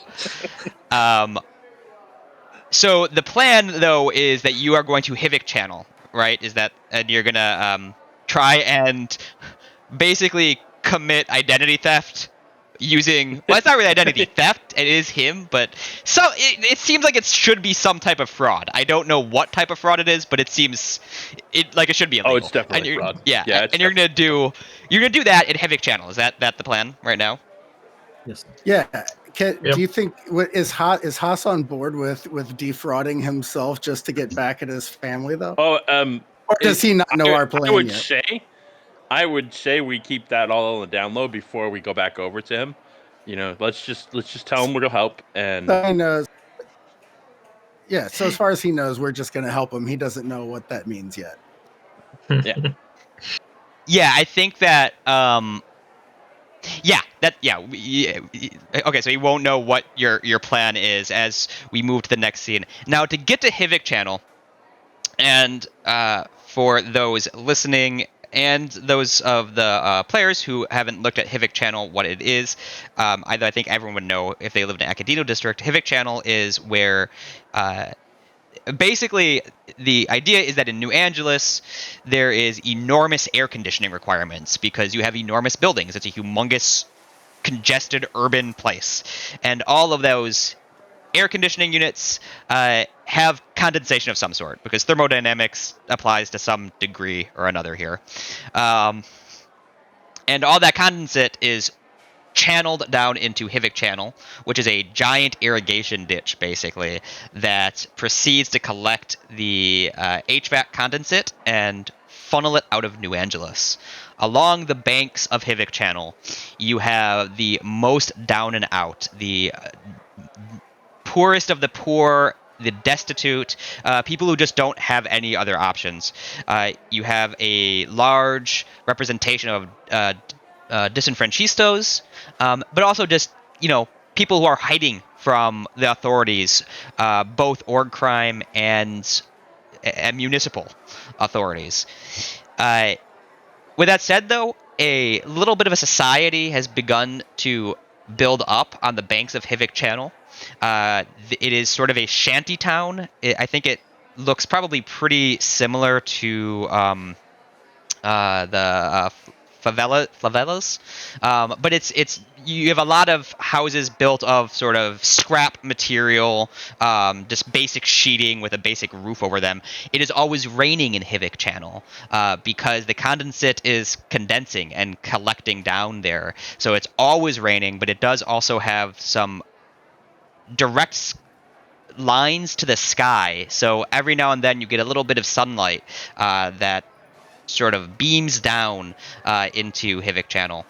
On the banks in these communities, you have mushroom farms are beginning to be cultivated along the banks as society emerges. Now, anything grown in Hivik channel is not something that you necessarily want to eat if you can avoid it, because the channel itself, the condensate, that is chemical condensate. It's not water. There is almost certainly terrible things for you in the channel itself. So that is where you are headed. Now, to get there, I have shared this transit map. So to get to Hivik channel, you have a few options. You can make a vehicle check. To get from any node to any node by your own flight, I'm going to say is basically an average driving check if it's over a simple footpath, meaning that there's basic clear transportation lines for hoppers along that, or by street. If it's anything more than that, it's going to be, depending on the node you're going to, it's going to be increasingly more difficult to get there with your own vehicle. On the other hand, if you want to go straight to Akeidito College, Community College, which is connected by public hopper you can do that. But that is by public transit.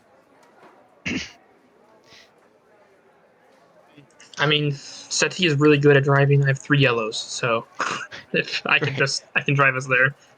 Go for it. Everybody's. All right. You said 2 purple. Yeah, 2 purple. Okay.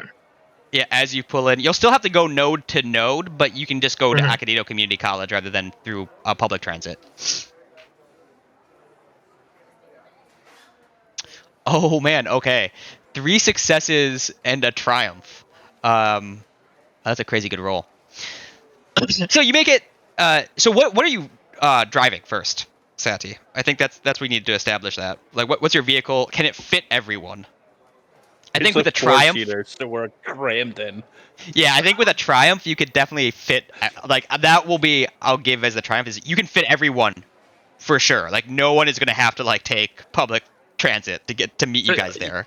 I like Hank that rides in the trunk. But it's a there's With 5 the of us, drone. right? So it's a 4-seater. So the 3 in the back are really cramped, but now we have the 6. So you can remove the where the the clutch is, right? You can like makeshift a seat there. So I'm having to like constantly get in the clone guy's like personal space to like operate the vehicle. Unfortunately, but we make it work. And yeah, and we get there. I'm assuming that I can take. You said I can drive along the footpath. So I see from Gracie's Gearheads. Okay, we go to the community college, and then we can just take the footpath to the Hidden Channel. Right. Exactly. Okay. Then yeah. Yeah. So Gracie's Gearheads. So it should. Yeah, there's just a hopper route, but I think it's fair to say if you're taking a hopper, is it a hopper or a ground vehicle? I honestly didn't pick one out. I didn't know I could pick out a vehicle, so I'm gonna. We don't need to pick a specific one out, but I think Okay. yeah. Do you think Sati would have access to a hopper at this point? Because I mean, hoppers are kind of expensive, but they're also really limited to just in the city because they don't have a very far range versus ground vehicles, which are, have the full gamut of what a ground vehicle can be. If she does a lot of jobs for the Babas, like delivering stuff and writing information. So if the Babas would have, after a couple of good jobs, given her a hopper to like make the jobs smoother and faster, she might have one. But if it's just on her own merit, she would definitely just have a shitty car that she has to drive. I guess it depends on if the Babas would have. I don't think the Babas would ever give you a vehicle, but the Babas don't give things. They sell things, but you might have a vehicle that you borrowed from the Babas from an immediately previous job. I'd be willing to do. I would require a story point flip for that, but I'd be willing to give that. We can just say it's a ground car. I feel like that's more appropriate. Okay. Yeah. So you have this old 1986 Ford Taurus. So, I'm trying to like. So, what does a 1986 Ford Taurus even look like? I got it's fine. I actually have a car. Okay. It was my first car, and you can literally do the thing where you have a middle seat between the driver and passenger. Hang on, I'm gonna post a picture. I just did a Google image search of it, so I think it's boxy. Okay, yeah, okay. That's good. Real shit. Yeah, so you pull this it's been retrofitted over the centuries. It's the same chassis and frame, but it's now an electric vehicle, of course, because no one uses gas-powered vehicles anymore in New Angeles. There's nowhere to refuel them, and you putter into Akeidito Community College. I think that we see the scene opens, and we see the Thomas Haas clone sitting in the middle seat as who's driving? This is Sati, right? Driving. As Sati is like accessing the shift stick and like constantly changing gears because even though it's an electric vehicle, it still has gears, of course.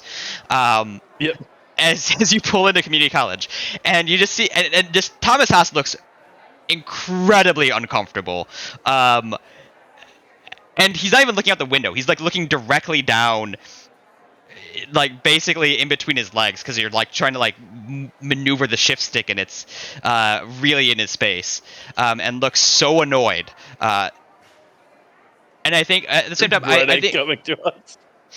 and you have as you pull in the dialogue, Thomas has like, so what? So you guys are going to funnel me out of an irrigation ditch? What's the plan here? How well can you hold your breath? You know, I don't know. I don't think I've ever tried before, but I mean, I'm a Haas after all, so I'm sure I can hold it for quite a while, right? I mean, we're good at everything. We got to get you out of the public eye for a few days before we start making movements. Yeah, that makes it. I mean, I don't think Mother's not going to be happy when she finds out that I'm leaving. So tell us a little more about how you figured out that you were a clone.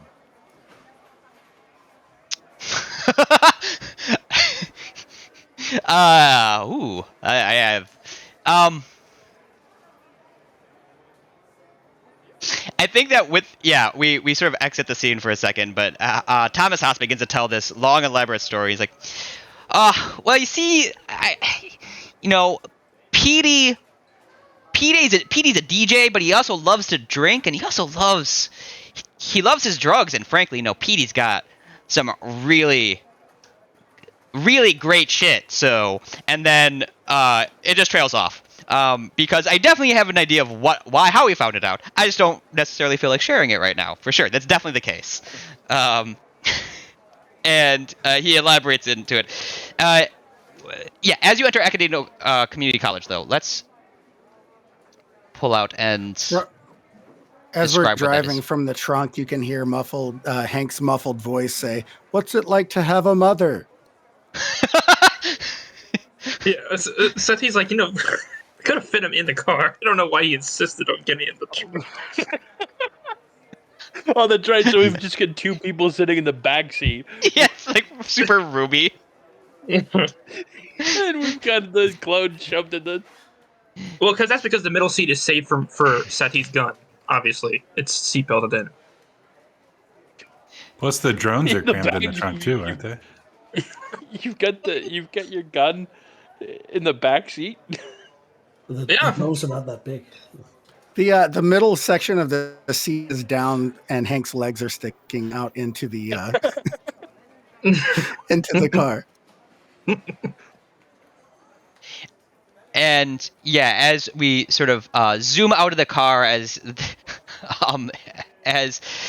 Thomas Haas is explaining, or Thomas Haas clone is explaining how he found out that he is a clone, with Hank shouting from the trunk for reasons, and we pull out into Akeidito Community College. This is a community college located at one of the many transitions between the Gallows and the Heights, though the transition between the two sections of the neighborhood isn't precise, as that's not usually how that works in most neighborhoods. And it is a chronically underfunded and dilapidated university. It is mostly comprised of large plazas and alleys that still heavily feature the traditional Korean temple architecture from way, way, way back when Akeidito was very much Little Korea. The buildings are these pagoda-like facades. Most buildings are built into larger superstructures, so you don't really have any freestanding buildings. So they're not pagodas themselves, but they have at least a facade, and they're usually on these large rectangular bases. And you have large outdoor plazas that stretch beneath the pagoda-like structures that are sort of the outdoor community areas for the community college. As the car pulls by, we see a screen on a column flickering, and it has a posting about a missing adjunct professor, Professor Laitmer, who, and it says that professor and district attorney for financial crimes missing, information will be rewarded, and it gives you some contact information and a number at the bottom of that. When you pull in, which one of you has a connection to Sakurki? That'll be me.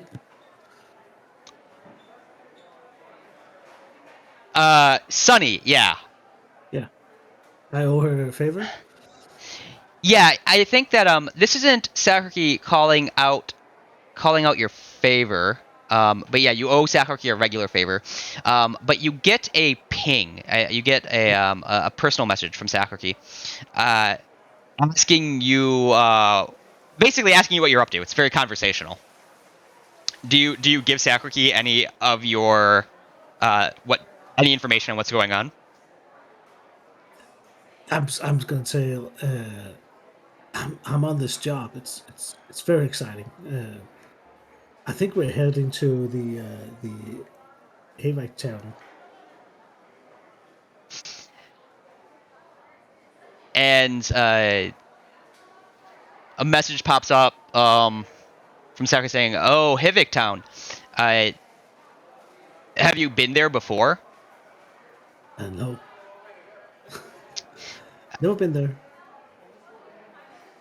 There's not a lot of, and this is all in like text message. This is why I'm not like voicing Sakurgi. There's not a lot of network connections down there. That place is basically a dead zone.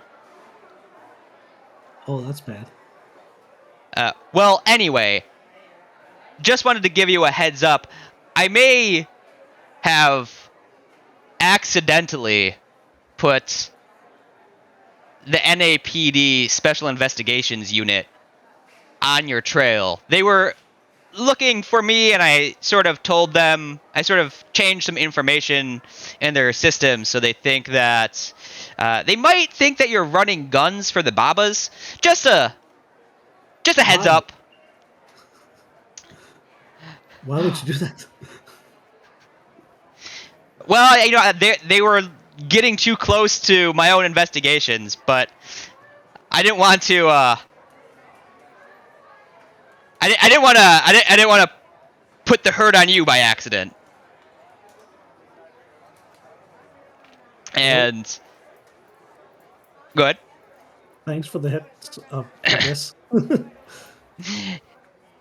Yeah, and then the connection, Sakurki, the indicator light for Sakurki, because there's indicator lights for this, it goes offline, and Sakurki is no longer in the conversation with you. So you were at Akeidito Community College. Akeidito Community College has a strong IT department. It has a lot of facilities for that type of technical training. If you were to want to make use of Thomas House Clone's information for cyber crimes, the community college would not necessarily be the worst place. At least it would have the facilities for it. But is there anything you want to do in the community college as you proceed through? Well, first I think I'll speak out the car and say maybe there's not the best sort of network connection down there. If we needed to find out something about this Thomas guy. Oh yeah, there's no network down there. Gee, all over the place. We better do our hacking before we get down there. Yeah. You didn't say hacking, you said safe place.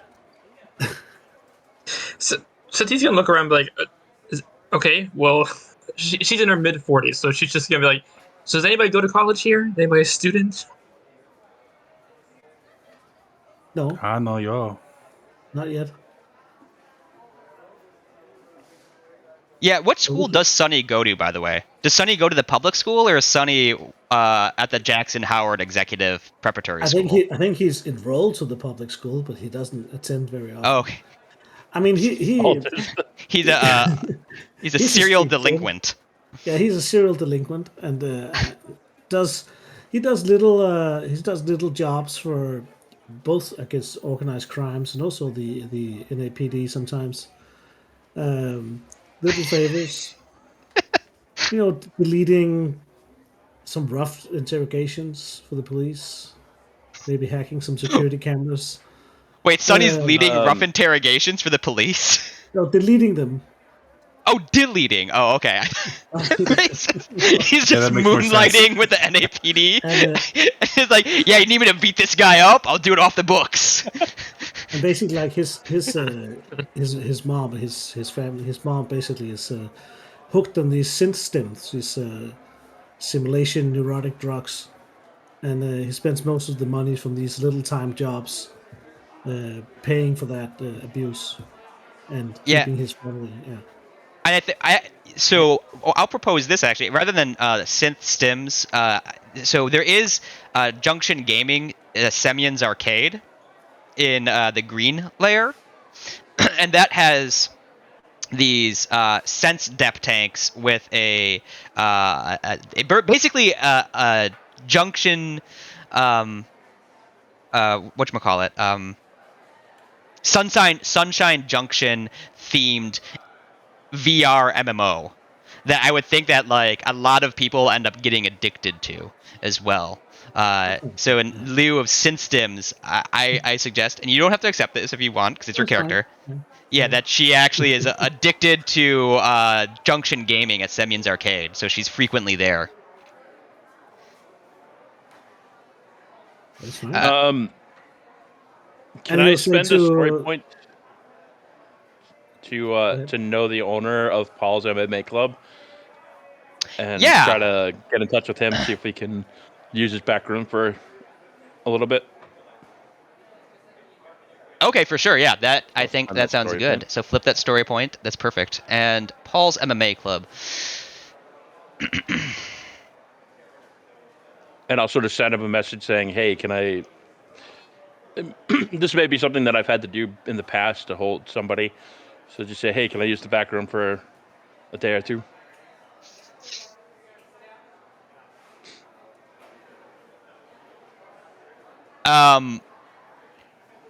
You're just sending him like an email or like text or whatever equivalent. Yeah. Yeah, you get a response back from Paul, and it says, sure, customary cut, of course. And I think that the customary cut is that usually for using Paul's facilities, he takes like a 5% cut of whatever job it is that you're doing that you need his less than above board facilities for. Right. I know a place. I'll start giving directions, but I'm giving directions to go buy the Quickie 7 first. Sure. And as we pull into the Quickie 7, like, anybody want anything? And I go to get out. While we're at Quickie 7, I'm gonna lean in over to Sati and say, do you know how to change your license plate? Maybe. I mean, maybe the cops are looking for us. Maybe. Why would the cops Sati be was looking for us? she was in the middle of saying, "Can you get me 2 more cheese sticks?" But then she said the cops maybe are looking for us. So she just turns her. I'm assuming you're in the back of the car. Yeah. So she just turns around. And she's like, "What do you mean maybe?" Well, maybe they think we're running guns for the Babas. I don't know. Sati does run guns for the pop. So she just like, okay, so me specifically, do you mean we or do you mean you? I don't know. I don't run guns. Do you run guns? No. But why would somebody? How do you know information, misinformation. There's so much information going on. I just give Sadie a look at that because I'm sure I've been on as the muscle sometimes if they needed me when you're running guns. Right. 2 cheese sticks. Anything else? Well, if you get some spray paint, I could do some pretty good graffiti and disguise the car. And yeah, we can if we need a bio break, we can we can do let's do a 5-minute bio break and return at the Okay. at the hour. Okay. And then I'll give a quick explanation because the Quickie 7s do have some little mechanical benefits associated with being in them. So I'll explain that at the top of the hour. All right. Yeah, I will be back as well in 5 minutes. Yeah.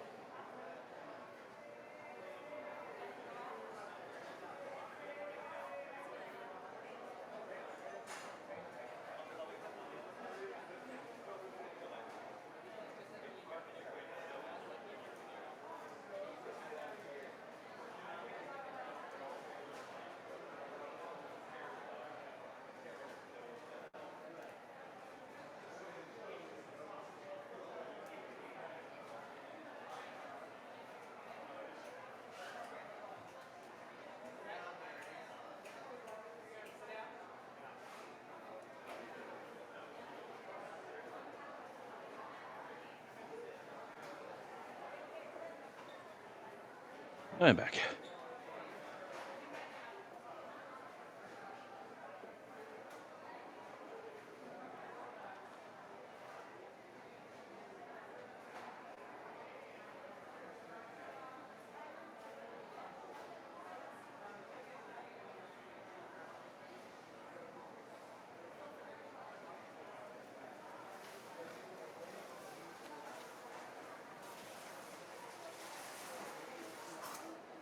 All right, I am back. So I just realized I have totally slacked on the ambient sound management. Hello. There were Hey. just a lot of people in the car, right? Yeah. It was very packed. Yeah, unfortunately, I'm still trying to find a good solution for a virtual soundboard, which I just like. Everything other is terrible. There's just like no good soundboard software that isn't also some crazy like audio workstation software too.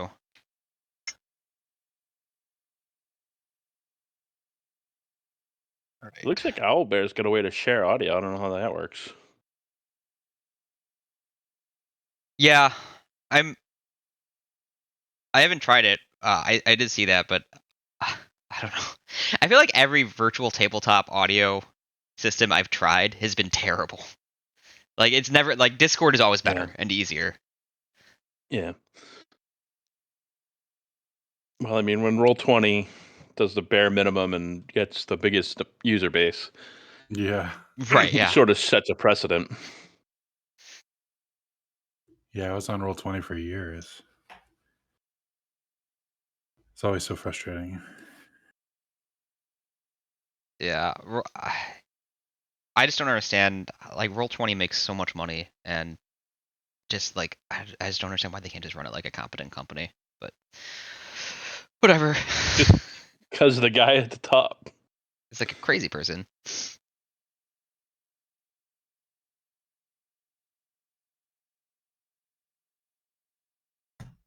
I'm back.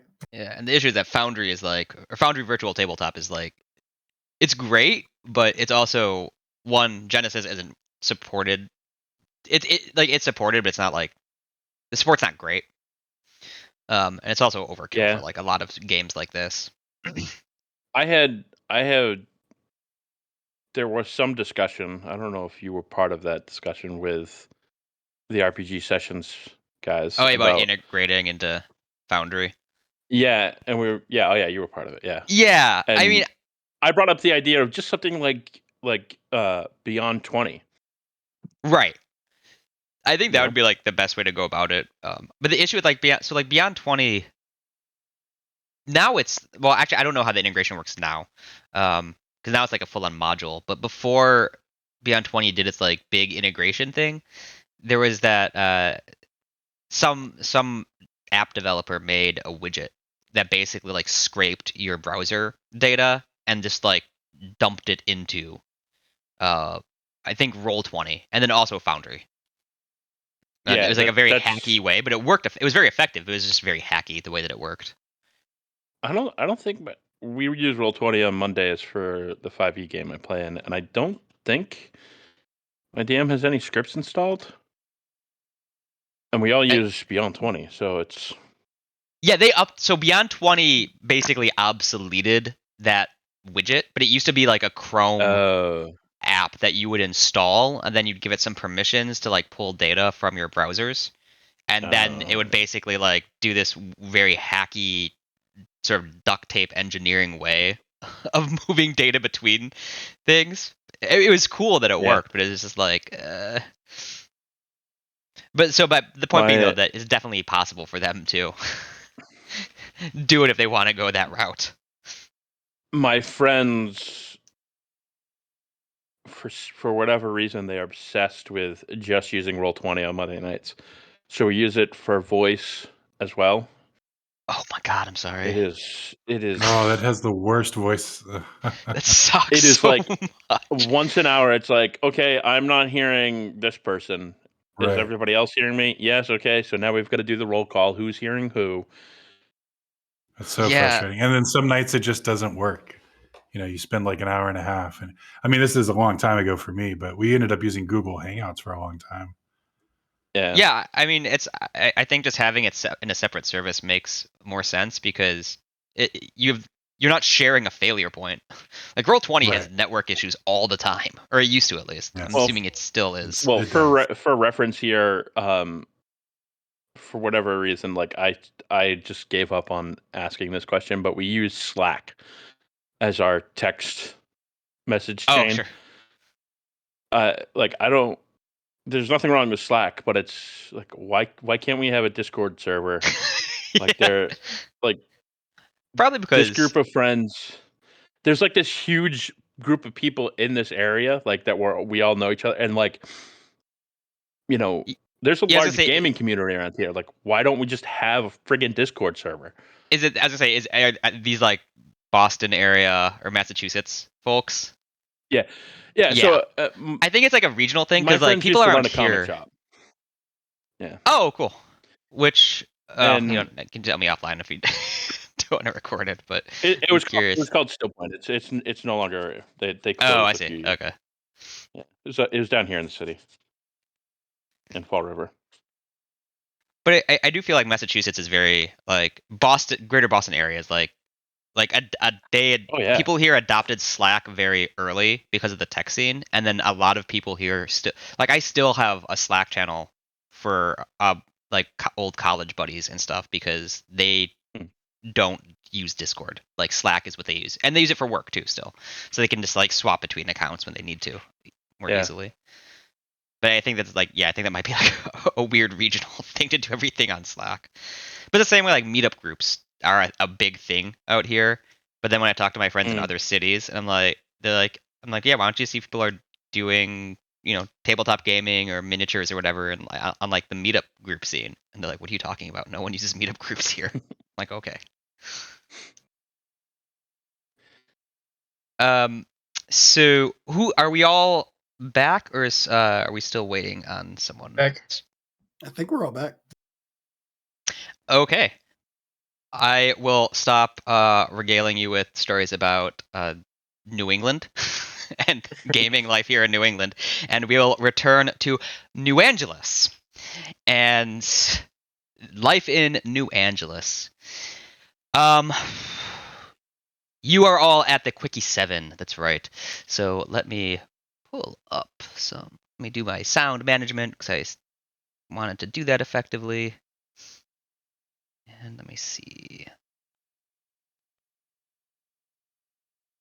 So the Quickie 7 marts are these. It's this giant convenience store chain across Akeidito. Presumably, they have locations in other parts of New Angeles as well, but basically there's like a Quickie 7 on almost every city block. They are. Not to go back to the New England talk, but they're basically like Dunkin' Donuts, but for New Angeles. You'll have a Quickie 7 across from another Quickie 7 on a very regular basis. They're everywhere. Hey, they're different franchises. It's okay. Yeah, exactly. I mean, it's just someone wanted to open one across the street from another one. There's a demand for it, and there is actually because they stay in business. With that though, the Quickie 7s are sort of their own little information network across Akeidito because clerks tend to work in multiple Quickie 7 shops. So they don't work quite the same way as franchises do, but you might, be working across the street one day and then go to the other one the next day because they need people at the desk or at the register. While at a Quickie 7, though, the mechanical benefit is that any streetwise check, if you consult a Quickie 7 clerk to help with a streetwise check, and it makes sense that you'd consult the clerk for that, it reduces the difficulty check by 1 rank. So we return to the scene, though. You guys had just pulled into this Quickie 7.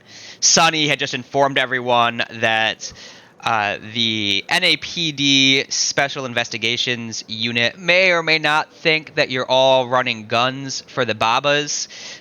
Just as a slight FYI, just be aware of that. One of you is actually running guns for the Babas, though it sounds like maybe that isn't something that the whole group necessarily knew. And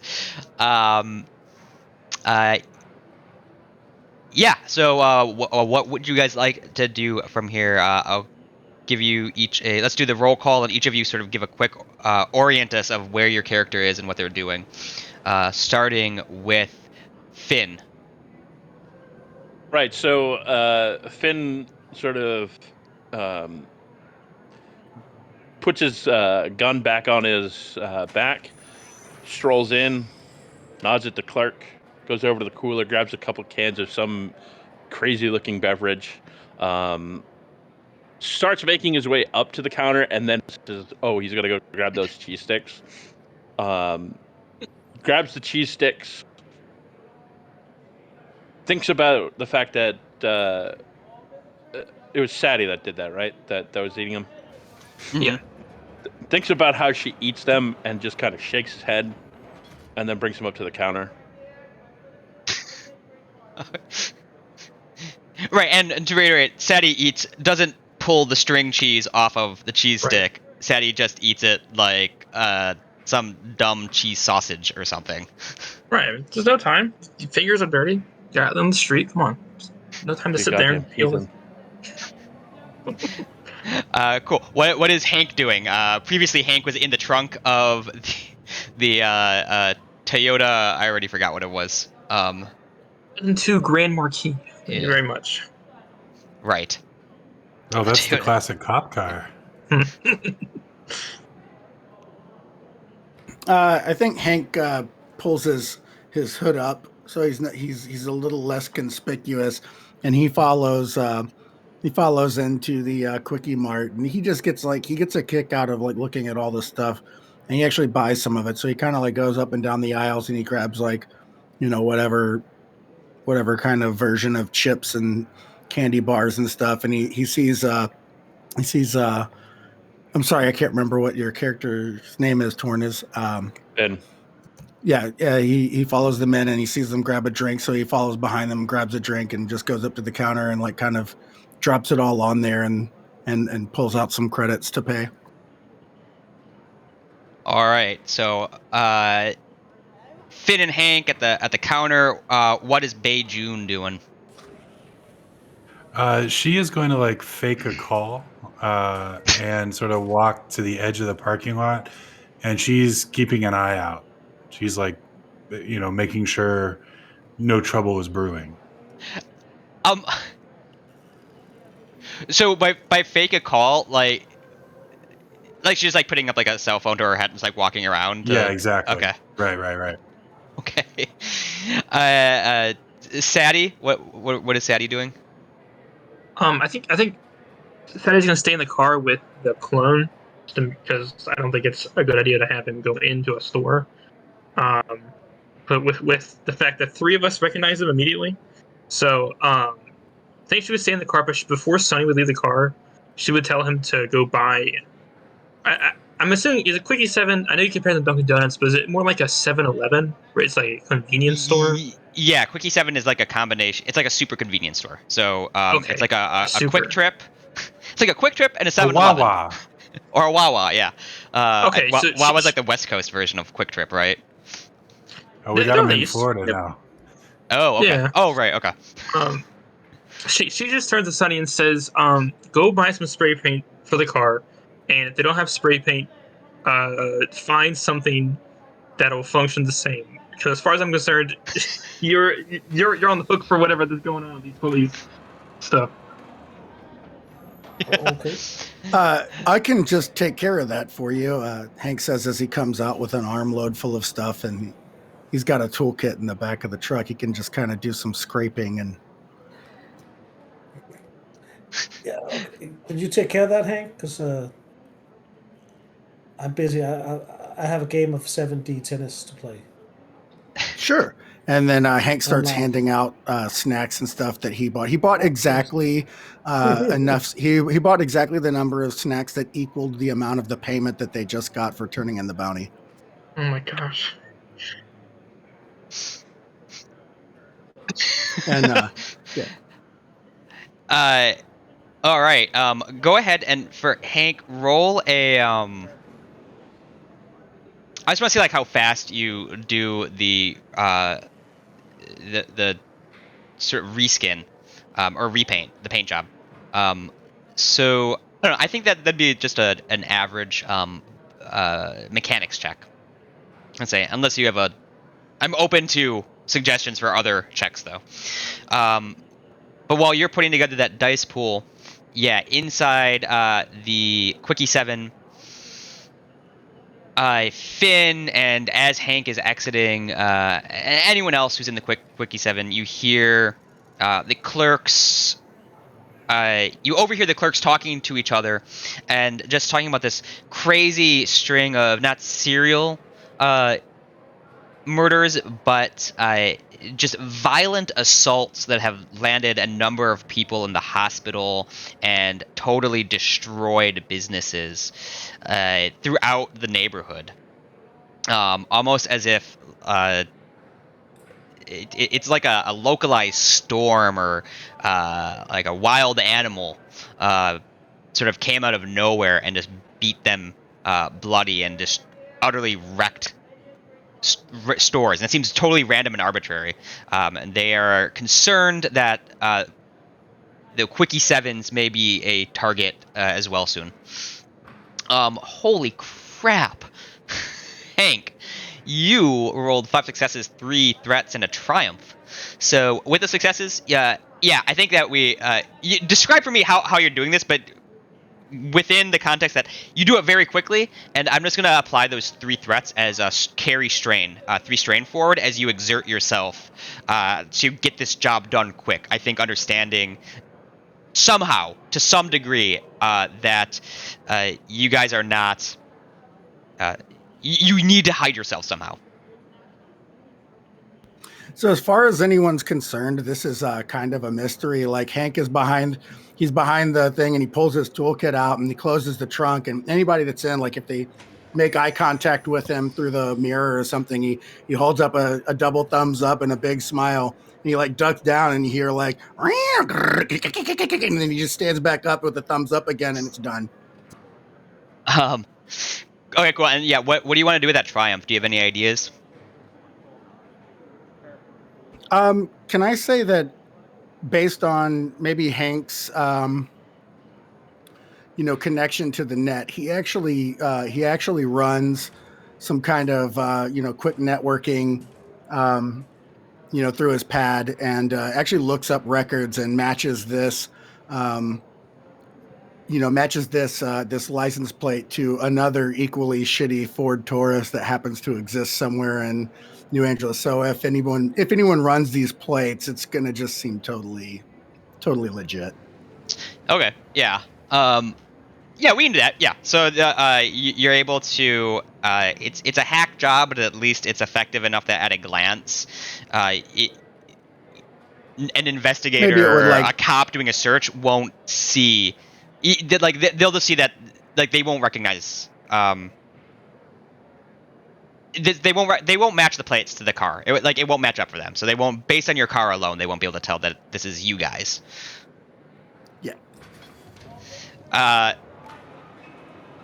And yeah, so and I think that you get the paint job done just in time, because into the parking lot rolls a couple of people that some of you are familiar with.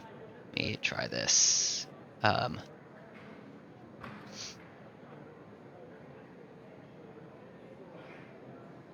Well, okay, that is actually not the right track. There we go. Into the Quickie 7 parking lot rolls the NAPD Special Investigations Unit, Cam, Jaswell, and Jorge Cluana. in their vehicle. They don't recognize you guys off the bat as they pull in, though, because of the paint job on the car. So they don't see you yet, but they're getting out of the car, and yeah, Jorge gets out and says to Cam, "You believe this shit? We have another. Gotta find these wannabe bounty hunters again. Now they're running guns for the Babas. This doesn't make any sense. Why? Whatever. I think it should just take them in." And yeah, they start heading into the shop, into the Quickie 7. You have time before they see you. I sort of put my head down and sort of maneuver my way around the store after I've paid, so they come in and then I can kind of step out. Yeah. And as I'm doing so, I'm like on my comlink, like typing furiously to it's somebody, whoever the first person that comes up in my contacts is in my car. Like, let's go. We gotta go. Who is the first person that comes up? Who wants to be that person? All right, I'm gonna say it is Sati. You are the first person that comes up. Well, yeah, last name starts with a B, so that makes sense. Yeah, there we go. She was in the car, so she saw them kind of walk up, and she sees the text message. Right? Did she see them walk up? Yeah, I think you all saw them walk up. That's the part of the success. That level of success is that you all sort of got the drop on them before they spotted you. Yeah, she sees the text and she just replies like, "I know." Like, yeah, I can say them. They're very Sort of unhelpful. just gets in the car, doesn't say anything, just kind of keeping his head down.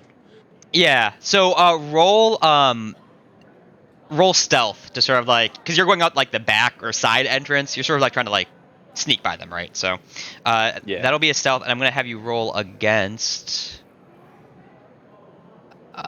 Let me find their stats because I.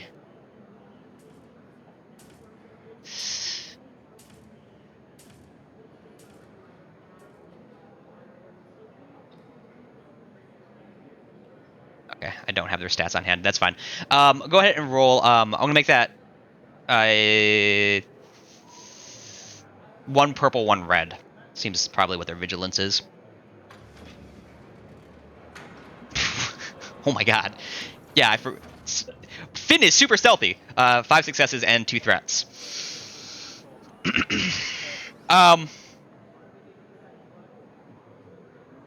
Yeah, Finn. What is Finn's relationship to the?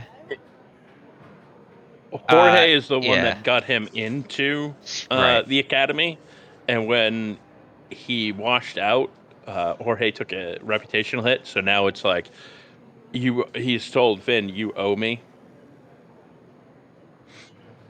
and it's sort of undefined past that. So he's kind of like, don't want to have to deal with that favor right now.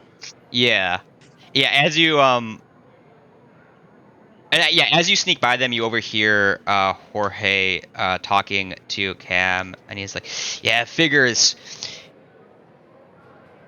that is it McDonough? Is McDonough, Finn's last name McDonough? Yeah, it figures McDonough would be running guns for the Babas. That kid's always had less sense than Cyber Rat's ass. I don't know. He's not very good at euphemisms. But anyway, he seems to not be surprised, and it goes. 2 threats we spent on my feelings. Yeah, I think that's you take 2 strain then, as your feelings are deeply hurt. Oh, jeez. Sati, you get the text message, but you don't have a history with the NAPD SIU. Beijun does though. So yeah, Juniper does see them. You also get the drop on them. You're aware that they're here. What was Juniper doing again? And how does I was Juniper kind of respond? at the edge of the parking lot, keeping my eyes open for Yeah, so you had an early jump on them, I think. I think you saw their vehicle pull in, and you recognized them almost right away. You recognized their vehicle as they pulled in. For whatever reason, you didn't tell anyone else. But nevertheless, yeah, they pulled in. I'm a little torn because, like, I want to get on their good side because, they're my father's proteges. And they're my only way of getting back in his good graces, as far as I know. But if they're here to find us, then that's no good either. But this might be an opportunity to like sabotage their vehicle. Okay. Yeah, as you see them pull by and not spot you, there'll be a skullduggery check. Okay. And I'm gonna say I'm gonna spend a GM story point and upgrade it to it's gonna be 3 reds. Ouch.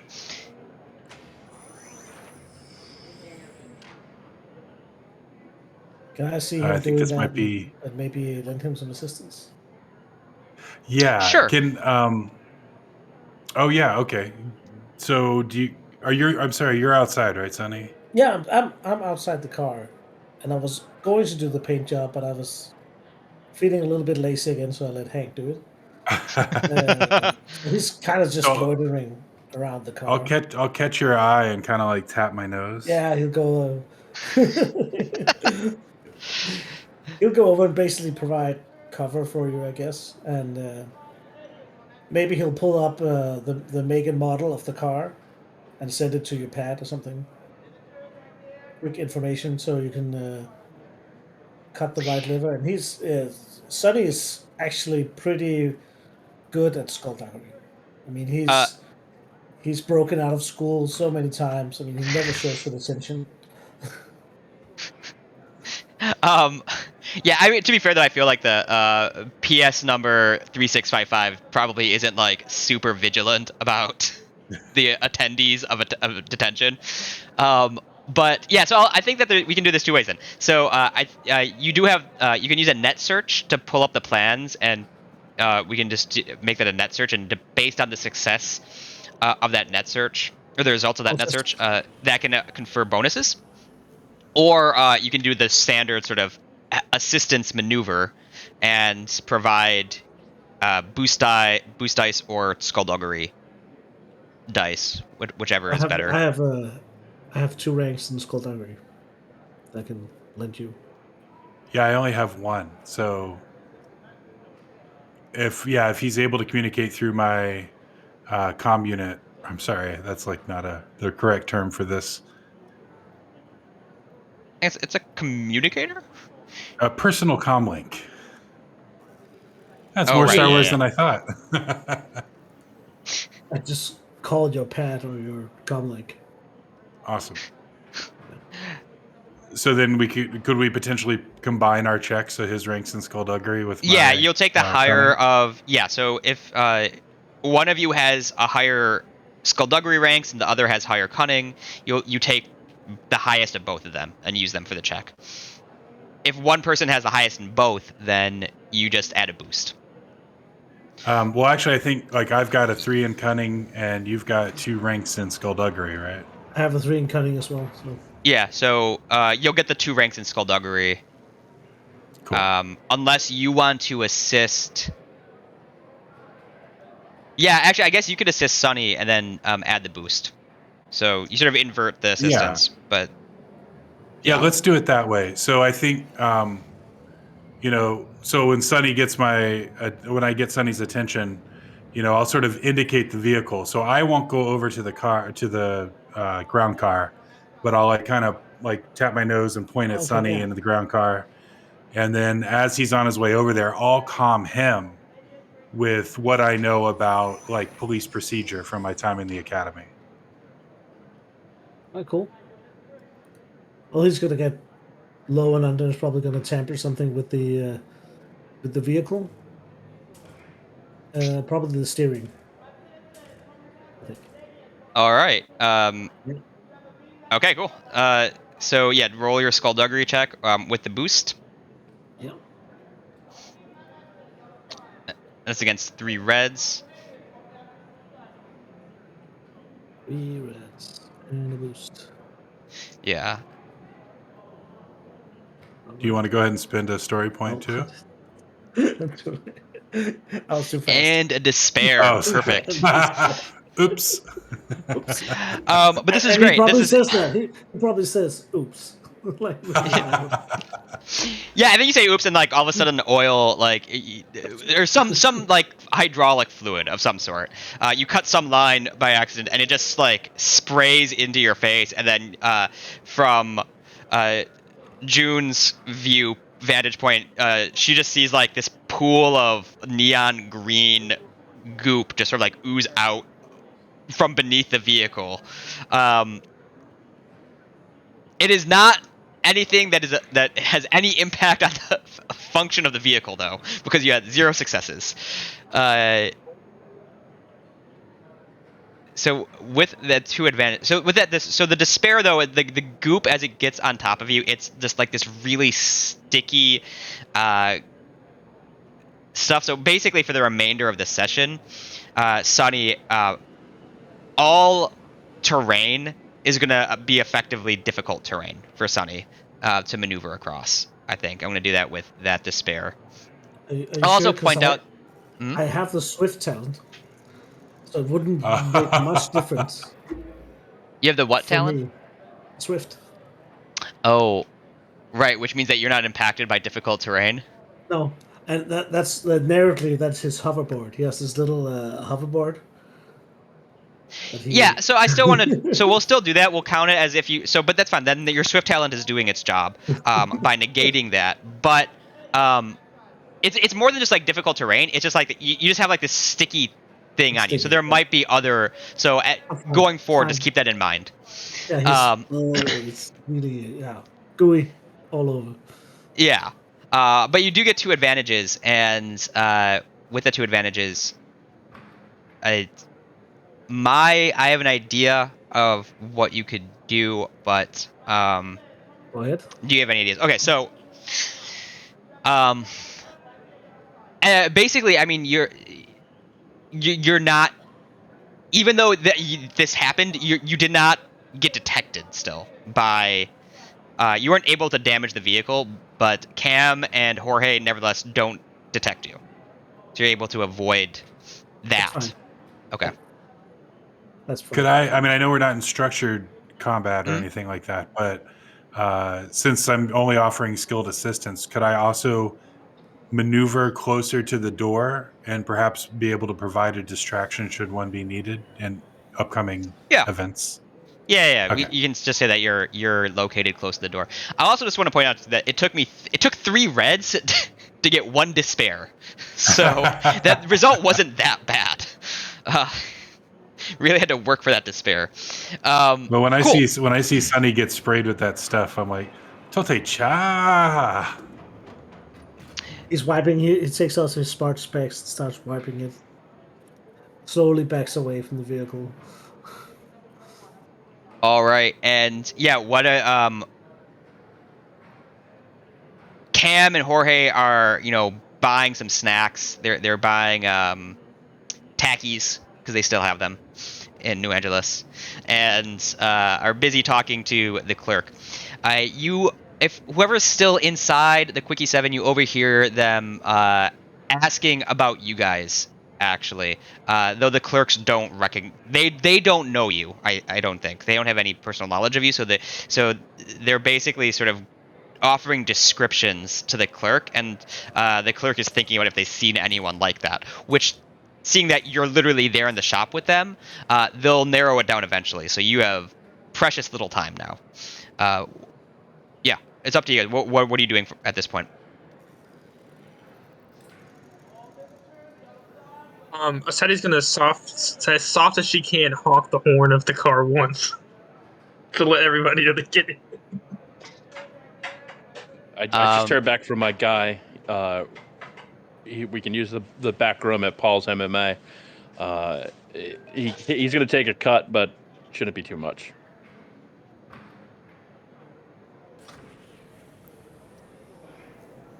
If we get caught, who owns me? I'll need an owner.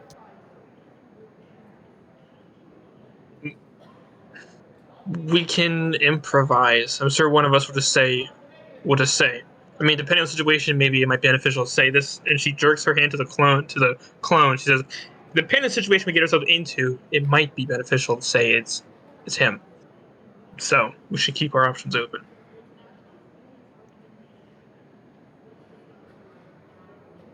I don't know if the Certainly, clone's me, on I'm a board. kid. I can't own a clone. It's a biroid. It's way too much.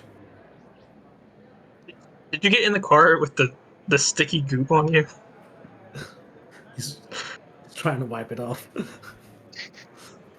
It's like one of those things. The more you wipe, the worse it gets. Yeah. It just keeps spreading more and none of it seemed to disappear off him, but more certainly scattering around the inside of the car. And he stepped on it also, so it's on his shoes. Nice little stick. Is Hank getting back in the trunk, or is Hank now going to sit in the car with everyone? That depends on if anyone tells Hank that he shouldn't get in the trunk. Yeah, you shouldn't get in the trunk, man. Just let's put the kid in the trunk. He pulls his foot out of the trunk and shuts it, and then walks around and gets in the car. He's kind of big, so he kind of likes whoever's in the back seat. He definitely pushes him over some, and he looks over and just smiles. That thumbs up again.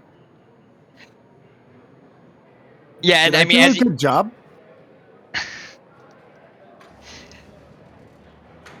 Yes, the car is unrecognizable. I like you do with the flames.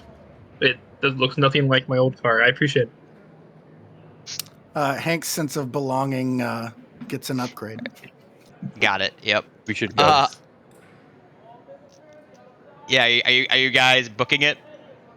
Yeah, if everybody's in the car, I won't spin out, but I will according to the speed limit of the area, exit the quickie.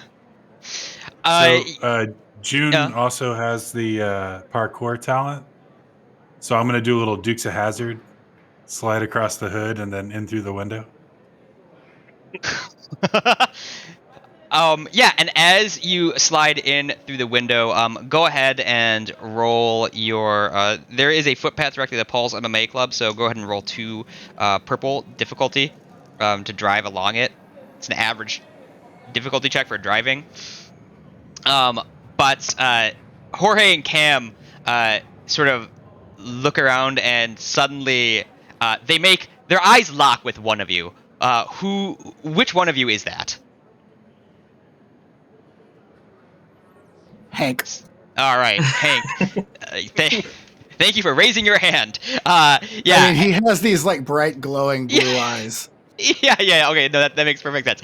Yeah, so like their eyes lock, and they're sort of like looking through. It's dark out in the parking lot at this point, and Cam or Jorge is sort of like trying to focus on these weird lights that he sees, and then all of a sudden he realizes that like he has that effect where you like suddenly are able to look through the reflection in the window, and his eyes lock on Hank, and he's like, "Shit, Cam, they're here!" And then they Hank's analytical processes tell him that when you think you're in trouble, you should try to be friendly. So he just waves at them with a smile. and yeah, as with you waving, your car just takes off and just tears out of the parking lot within the speed limits, of course, because you don't want to get any more trouble. With that success and that advantage, I'm not going to. I think that you are able to, with the advantage in particular, you're able to sort of evade them before they're even able to catch up to you. So a intense car chase does not ensue. And you make it to Paul's MMA club. At Paul's MMA club, there are other sounds. And those other sounds are. Well, I you feel end like up. things got really serious there. You make it into Pulse MMA Club, and I think that we return with you guys at the club in a back room. You can hear some of the city sounds muffled outside. Yeah. What are you doing at the MMA club? And I think that we we open with Thomas Haas clone sitting in a chair at a table, and he's like, "I look, guys, I appreciate your help, but I think we should be getting out of here, right? It doesn't take this long usually to smuggle someone out of the city, does it?" Well, obviously you've lived up in those towers for too long, so just go along with this. We'll get you out, no problem. Okay. I'm gonna casually All search right, him, not trying to disguise or anything, just trying to find his if he has a pad or anything on him. if the clone has a pad, Yeah. He definitely does. And it has network access on it, for sure. Well, that All should right. make things easier. All right, Mister Haas. Let's see who you really are. He sits it on the table and puts up his backpack, and sort of just connects them. Yeah, you are able to connect. I don't think you need to make a computer's check to find. You're effectively trying to hack the pad, right? Yeah, just see what information. Yeah. Who is he calling? I mean, what's his? Okay. Let's call that a hard computer's check as you try and pull up the or a hacking check as you try and pull up the access his logs, his call logs, and contact information. What specifically? What kind of information are you looking for in particular? Just like general, like who has he been talking to and stuff? Yeah. Okay. Yeah. Who has he been Hank will talking provide to? assistance with that. Sure. Yeah. Basically, sorry, he puts up this big backpack, and inside is a portable rig. I mean, a pretty fairly large computer. Definitely not just an ordinary pad. And maybe Hank, you can definitely notice there's an intense amount of heat coming from the computer. It's definitely a really heavy program running on this thing. Hank looks at the portable rig and then looks at his pad and feels something close to envious. All right. So, hard computers check. So, right. Yeah, hard computers check. With a boost from Hank. With a boost. All right, cool.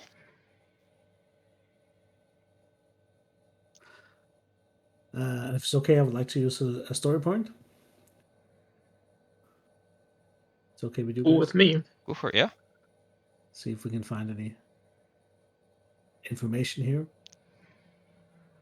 And he'll make sure to mirror the data also over to your pad, so you can sort of follow along with the information we're getting, and we're helping each other, talking back and forth. What is this? Who's he been calling? Trying to sort of sketch basically his whereabouts for the last 3-4 days, maybe.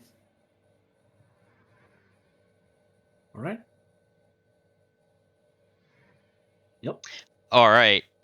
Yeah. So 2 successes and 1 advantage. So with Actually, those 2 forgot the successes, upgrade, but never mind. you for I forgot the upgrade. But yeah. If you want to never roll mind. another, I mean, go ahead. You can roll a yellow. We'll just swap out the blank green for it. All right. Okay. So 3 successes, 2 Ooh. advantage. Yes. With that, you can piece together based on a combination of the geolocation data and sort of messages and other log information. that I think that so you detect his whereabouts, which is nothing too surprising. He's going from club to club and everything. I think that what you do discover, and we'll say that this is the advantage, the to advantage for it too, is that the his location data, his sort of what he's been doing the last few days, it literally only goes back about 3 days ago. Otherwise, it looks very mundane and exactly what you'd expect of a Risty. There's like clubs, and then there's purchases to very obvious drug seller accounts, and they're like very loosely they try to hide them very loosely, but it's like, a little digging, it makes it clear what's going on, stuff like that. Risty type stuff. But again, like I said, it only goes back 3 days, and then there's like a hard stop. There's just like no more tracking data past those 3 days. Like he was only 3 days old, maybe. I'm this shrugging kind of now thing. for those who Yeah. are listening and not seeing me.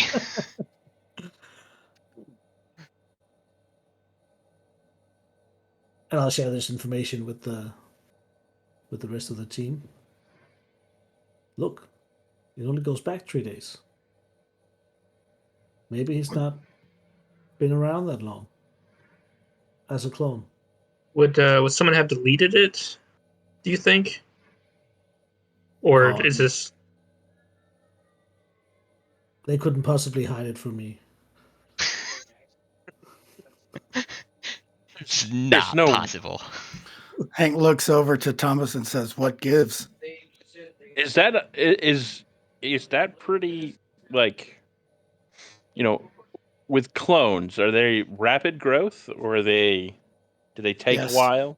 They clones are quick grown. I don't know the specific like how long it takes. It's not like an overnight process though, but it's like a question of like months, I think, to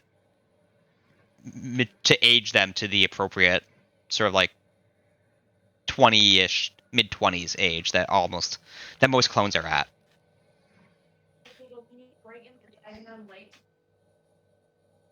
What is? Mhm. I will look at him.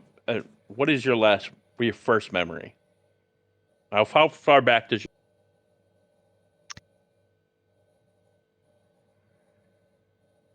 I don't know what my first memory is. I mean, my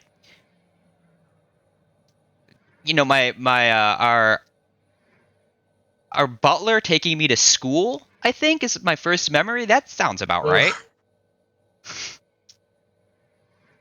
Sadie audibly groans when he says that. Hey man, Butler look, took him to Walter has been a close confidant and supporter of the family since I think Walter's older than my mom.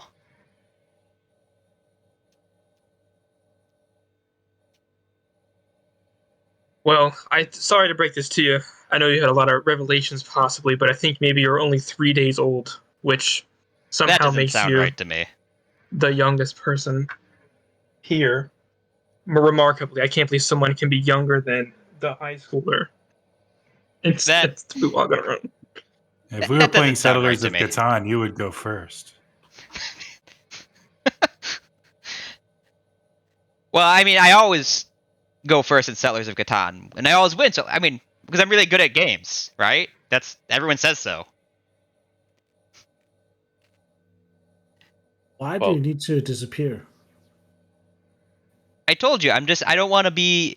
I found out I'm a clone, and I don't. I just want to be my own person for a change. Why? Because that's. If you're who you say you are, you have everything you need.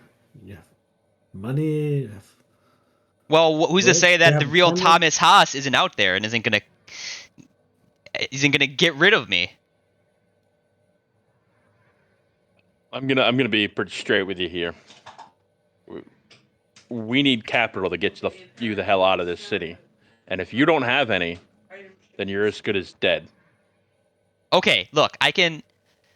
There's got to be some accounts that I still have access to, and you access those accounts. We'll I'm going to need money to survive on my own too. I've become accustomed to a lifestyle, so I can't just. Yeah. Let's try signing into the accounts. Let's go. Okay. I think this would be a So this will be another computers check. I don't. It doesn't really need to be hacking or it can be hacking or sysops, whichever one you have that's higher. As you track down these accounts, I think a knowledge. Let's see, what knowledge skills are there? There's is knowledge society one of the skills? It is. Society, science, and the net. I think society knowledge is also another skill you could use just for knowing where, knowing the financial side of things and how to navigate the financial services to track down these accounts too. Because you're not necessarily hacking things; you're really just trying to gather access information.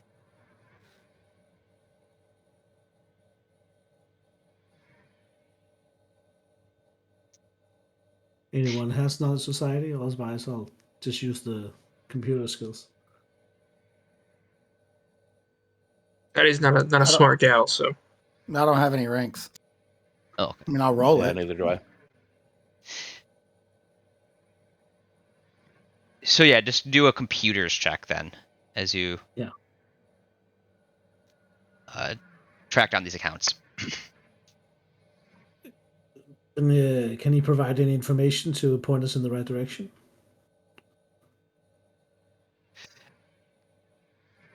Yeah, I mean, I don't, I don't take care of my own finances. I'm not. That's what we have. That's Walter schedules my calls with my finance guy, and it's. What is Walter's last name? I don't. It's funny. I always kind of imagined him as just being Walter Haas, but I mean, I don't think he's actually related to us. I don't know. could have been a clone of the butler walked in instead of this guy. And what about the finance guy? Who's he? Gil. His name's Gil. Gil. Yeah, Gil, my finance guy. And then he gives you the information for Gil's information, so you can add a boost. Thanks. All right. So, computers check? Yeah, sysop or hacking, whichever is better. It's just like a generic computers check, I think. I'll continue assisting. And I think that while this is going on, you from the other room, from the main room of Paul's Fight Club, you hear sort of cheering, and there's very brutal fighting happening. It's very clear. And actually, I think that for Hank in particular, I'm curious how Hank's dealing with this, because right next door, the way that Paul's works is that Paul's is an MMA club, but really in the basement, it's run by the Yakuza, and they run fight rings for betting on that are frequented by many of the well-to-do executive class from the upper levels will come down to make in-person bets because remote bets aren't allowed. And what Pulse does is they find, through one way or another, bioroids and basically refurb them for combat in the fight ring. And and people are able to enter the fight ring and fight bioroids and put bets on themselves.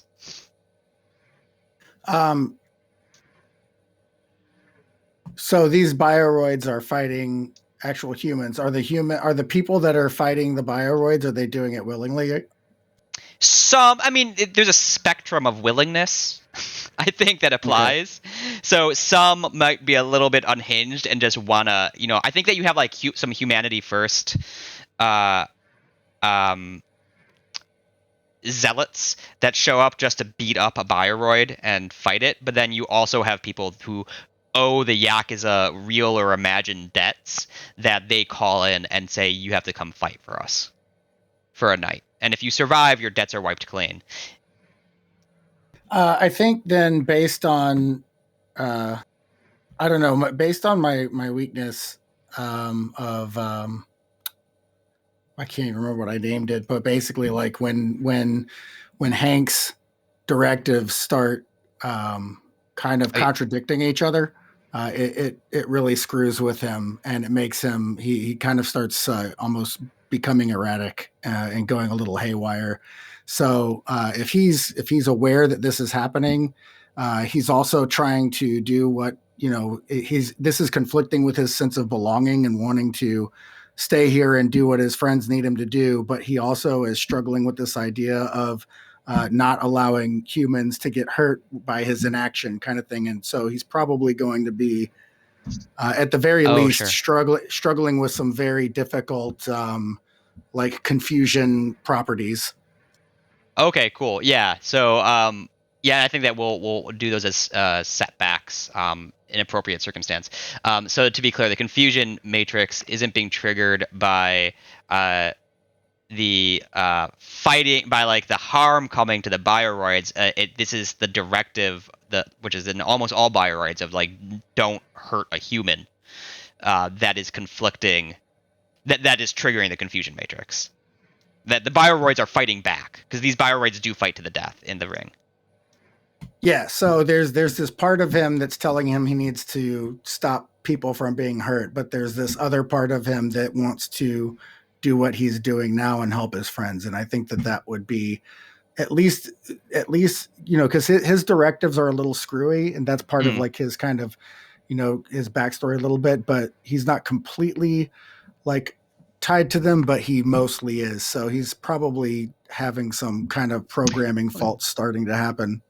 Okay, cool. Yeah. Okay. So how about this? What we'll do is, as you spend more time at this location, I'm going to have you make regular discipline checks to not succumb to this. So the first one is going to start as an easy discipline check. So it's 1 purple.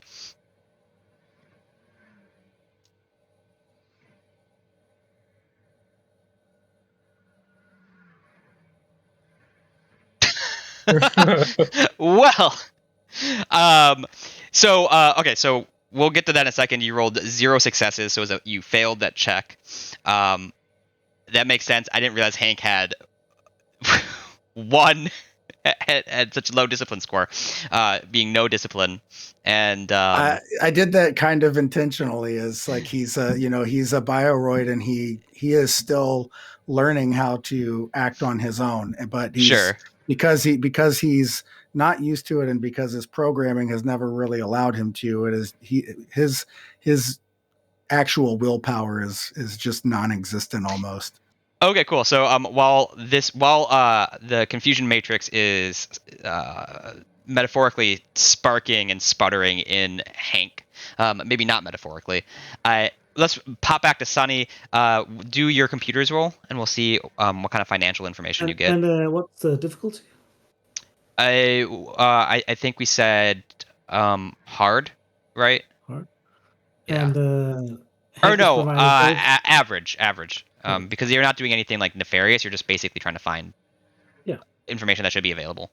I would almost imagine that at this point with Hank basically almost Hank's programming, his like operating system has almost frozen at this point. He's failing the discipline check, so he's probably no longer able to provide any reasonable assistance. I would say. Yeah, I think that with a failed discipline check, you're not like marching out the door yet, but I think that Hank very visibly is locking up. Or not, no setback. You just don't get the boost. You're not getting the assistance. Okay. All right. And the goop isn't giving you a setback on this check. You're still able to use your fingers. And Sonny is just too curious to see what's this, so he's kind of ignoring Saint. Okay, I'll give you that.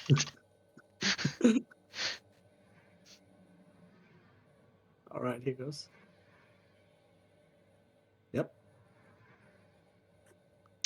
All right. So yeah, you successfully track down the accounts. At least one account you find. With that advantage, you see you're able to find an account that you still have access, or that Thomas Haas still has access to. Though many of them he does not have access to anymore. But at least one account hasn't been shut off from him entirely yet, and that has. As you open it, Thomas Haas is like, "Oh my God, really?" Very disappointed. He's like, and he says that that's. Well, I mean, I guess I'll have to start making some changes to my lifestyle, but it's better than nothing. And the account pops up with 500,000 credits in it.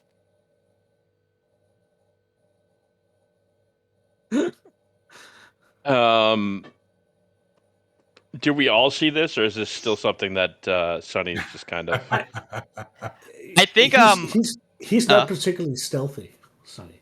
I mean, he's not. Okay. Yeah, like you're doing this on like your pad or some sort of holographic interface or something that's like popped up. So I think it's easy. Like if you think you should see it, then I think you see it. Yeah, and also I think he says it out loud because he gets excited. Like, oh man, 500,000 credits! Oh my God. So when it shows up, when it's the numbers revealed, Finn is sort of taking a drink at that moment, and then 500,000 credits is said, and he Does a spit take? Has a moment where he has to like collect himself, especially after the comment, "Oh, make adjustments to my style of living."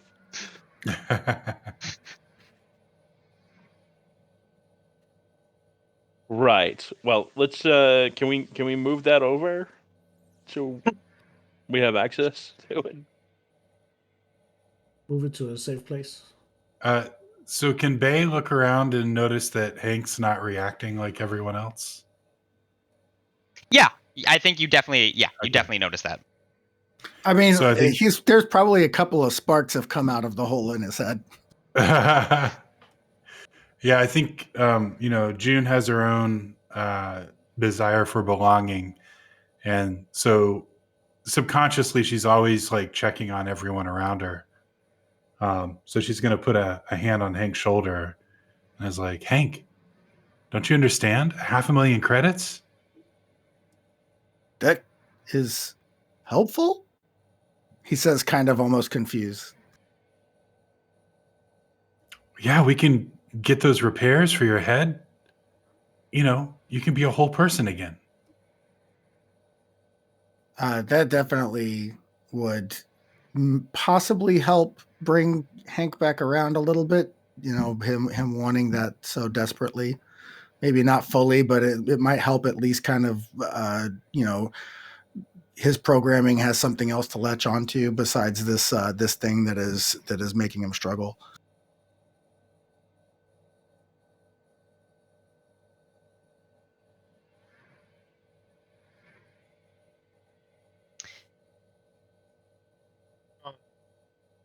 Sadie would like to call another cuddle without the clone for a second. If we could just leave the clone sitting at the table and everybody else can huddle around for a second. Hank reminds them that the clone has a name. Yes, I know. It's it's Timmy, right? Anyways,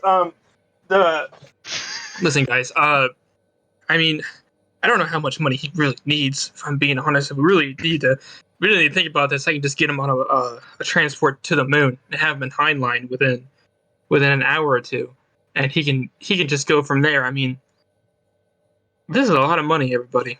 I just want us all to appreciate that. I want us all to appreciate the fact that companies like the one that his family belonged to have ruined our lives. So I just want everyone to take that into account as we consider our further steps here. I think giving him to the moon is a good shot as he's going to get. I don't. I guess out of character question. There's no like facial surgery, like there's nothing he can really do realistically to change his face, right? Or is that a thing in this future? I would imagine you could. I mean, he could, yeah. I mean, I think that there's definitely like cosmetic surgery and plastic surgeons, for sure, without a doubt. But I think that the issue is more doing it in a way where there's not documenting of it, because Right. if you just went to like a normal plastic surgeon, it would still be linked to him, right? So back alley plastic surgeries is probably not something that Thomas Haas would have knowledge of, but it might be something that you guys who live a little bit more fully across the full spectrum of the Akeidito district or Akeidito neighborhood might know about. Would I be able to, or one of us able to roll to know how much something like that would cost to get the surgery done and to have it, on the down low? I think that'd be a streetwise check to sort of know, have information about sort of back alley cosmetic surgery. With difficulty. Oh, sorry. Say hard. I mean, it seems like a hard thing to know.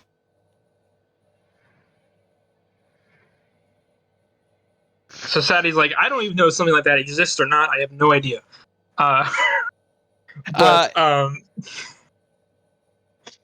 Sorry, good. Yeah, I think with that advantage, though,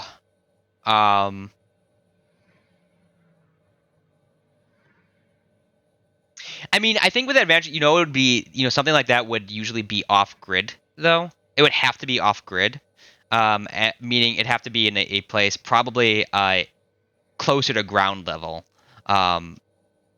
maybe even in Hivik Channel. Yeah, I was almost gonna say like maybe Hank doesn't know anything about it, but maybe he could say like, oh, like, when I've been down there and I've heard, people have said that they're, talked about rumors about, people getting their faces changed. A lot of people down there want something like that to try to, figure out how to, get out of their situation. Maybe something like that. Well, what I'm thinking is, we're in this. Sati's one of her things is that she sticks with something until the end. So she's like, if we can just get him to the heavy channel and find some sort of face sculptor, right? And get how much that is, then we could easily walk away from this with 50,000 to each of our names if we play this right. Yeah, I think with other thing. Go ahead, sorry.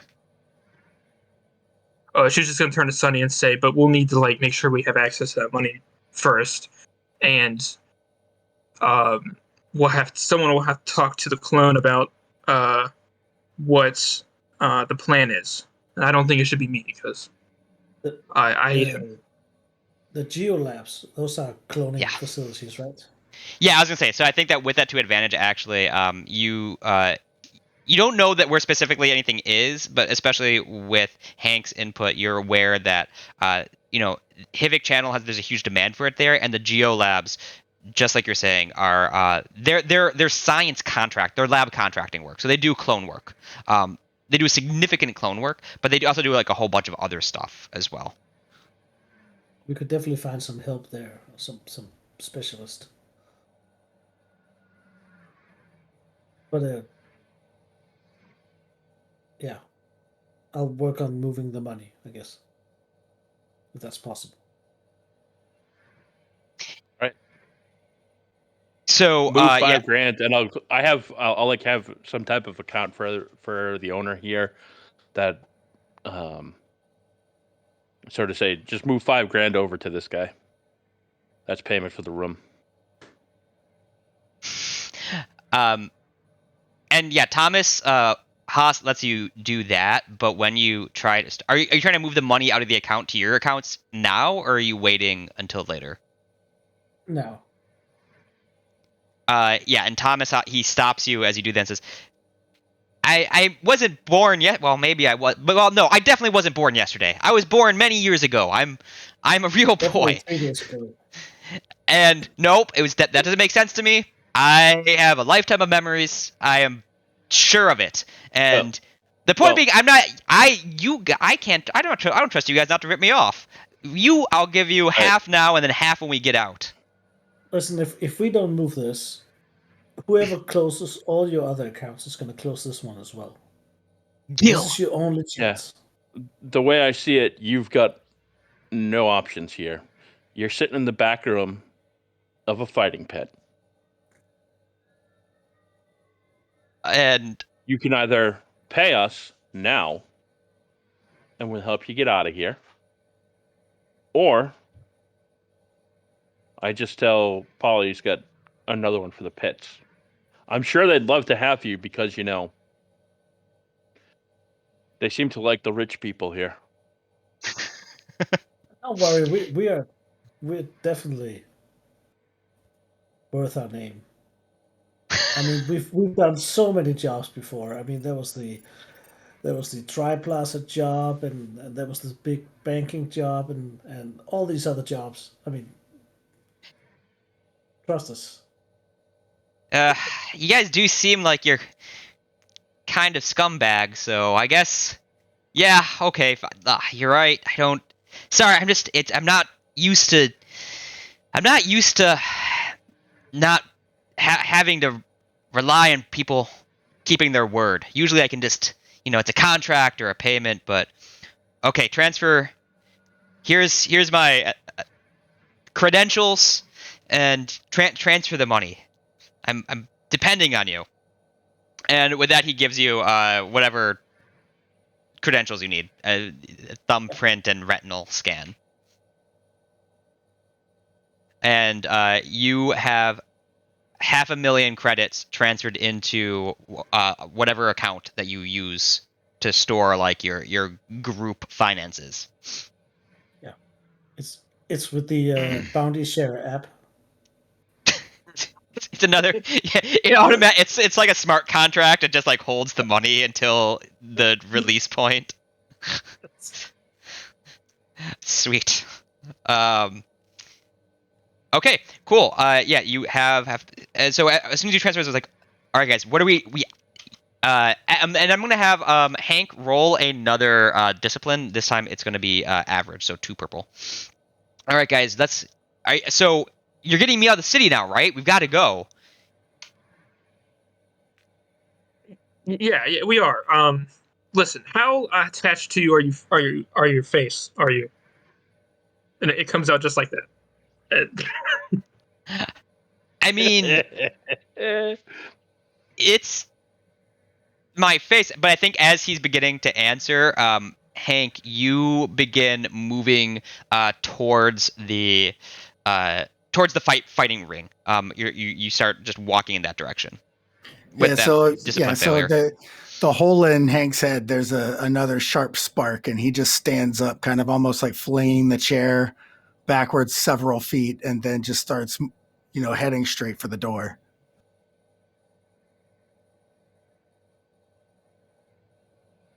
Yeah, he's got the right idea. Let's get out of here and get you some plastic. To be clear, surgery. he's heading towards the wrong door. He's heading towards the door into Paul's, not the exit. Hank, we shouldn't go out there. No response. We're not supposed to be here right now, and if we come out that door, we'll probably get in trouble. Still no response. He's almost at the door at this point. Do we know Hank's shut off button? Ooh, I mean, I think that's up to Hank. Has Hank shared any sort of shut off information with the rest of the group? I'm not entirely sure how bioroids work, or if they have shut off buttons, but it's not just like C-3PO. There's not just like a switch somewhere. I don't know. Well, I think Beijune's gonna like put herself between Hank and the doorway, and put like both her hands on his shoulders, and look right into his eyes. Hank, come on. You're making a mistake. You can't give in to this. I have to stop them.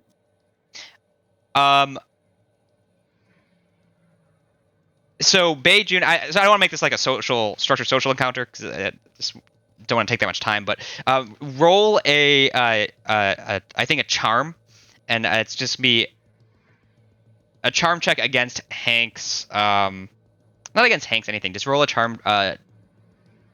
It would normally be Well, also, an average charm check, 2 purple. like, do Hank and I know each other well enough? Like, do I know that we share a desire for belonging? Like, I almost feel like that might be the case at this point. If we depending on how well we know each other, like, would depend on how much Hank would have revealed about himself, but he doesn't really try to hide who he is. So you probably all know that he was slated for decommission, but something went wrong, and that's why he has this hole in his head and he's damaged. But he also has been prone to having these like hard resets where he when it happens, he doesn't remember who he is. He has this special way of, like, quote unquote, remembering that stuff that I'm not going to reveal at this point. That's kind of private to him, but it's something that he and Gertie kind of worked on, the person who found him. So I think that you would probably know that he struggles with things, and there's like, he's got, faulty, wiring for sure. So, June will say, I see Hank. Come on, you're more than just your programming. You're not just a machine. You're a person in there. We're all born and we all have, we all bear the weight of the generations that came before, but we are individuals. And I know that you are too. Hank, listen to me. Come on, we need you to be part of the team. Yeah, I'll give you that was great. So I'll give you an upgrade for that. I think it definitely speaks to Hank's motivations. Yes. And I'm sorry, that was charm. Is that? Yeah, charm. It's a 2 difficulty, or average difficulty charm check. Okay. And so I was gonna have that give a bonus to Hank, or on his next check, Hank. Yeah, Hank. I don't. You can't get through to Hank. You're at the door. Hank, you keep marching forward. I think at the door, you will do another discipline check. But this time it's upgraded difficulty, so a purple and a red.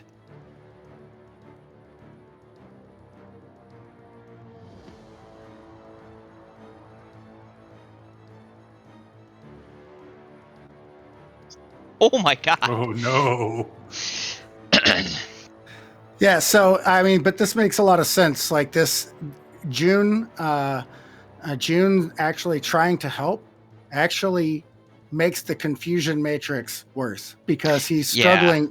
Now he had set himself on going and making right what was outside, but she's telling him that he belongs and that she needs him, and that just instead of actually like bringing him out of it, it just makes the program cycle even harder and more difficult, and he's kind of pretty much at this point gone haywire.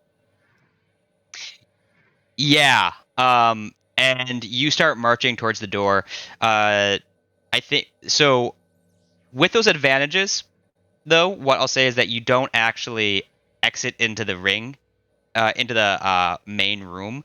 But as you do that, behind you, the door is kicked open, and this tall.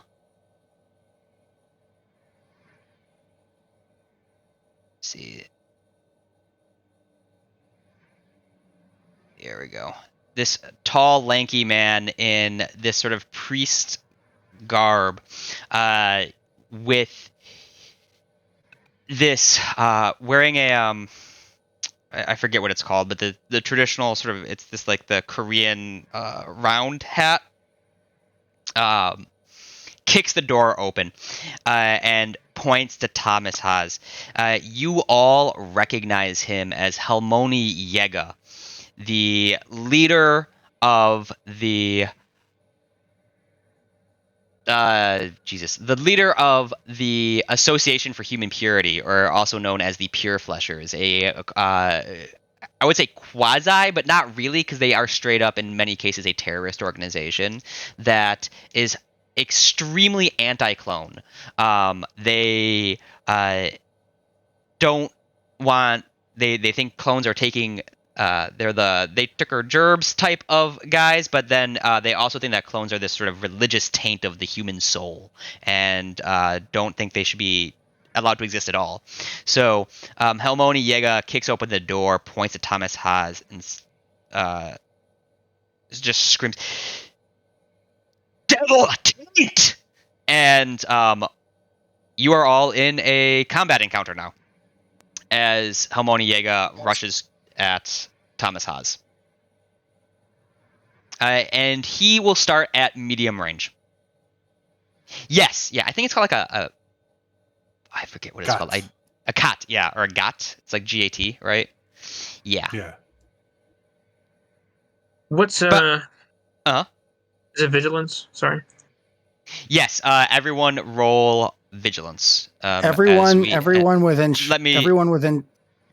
Oh, sorry. Let me start the initiative roll though, so everyone can roll vigilance. Now roll vigilance. Sorry, that was a really good roll, but everybody within short range of Hank adds a boost to their vigilance checks, and anyone who's engaged with him, so that would probably be just June, adds 2 boost for his heightened senses.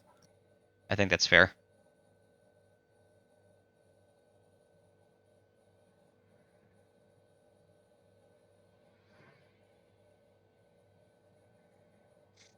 I just added my result to the initiative tracker. I'm gonna run to the restroom real quick. It'll be like 1 second. Sure. I'll have to reroll.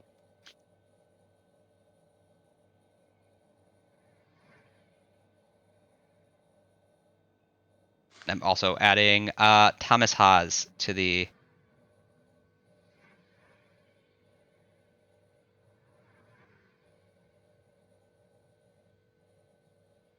So he's coming in from the same door that Hank and. Yeah, he's coming from the back door, the back entrance. So the only entrance, the only exit from this room left to you is the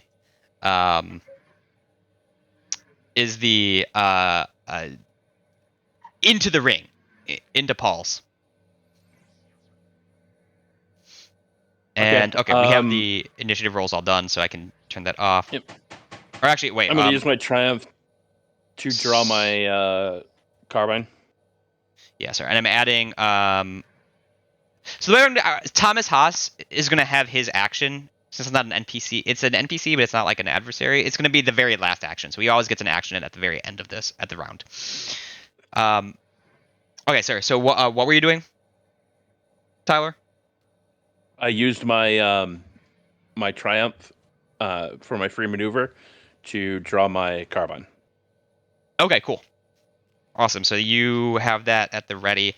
And yeah, it's you all kicked ass at your initiative rolls.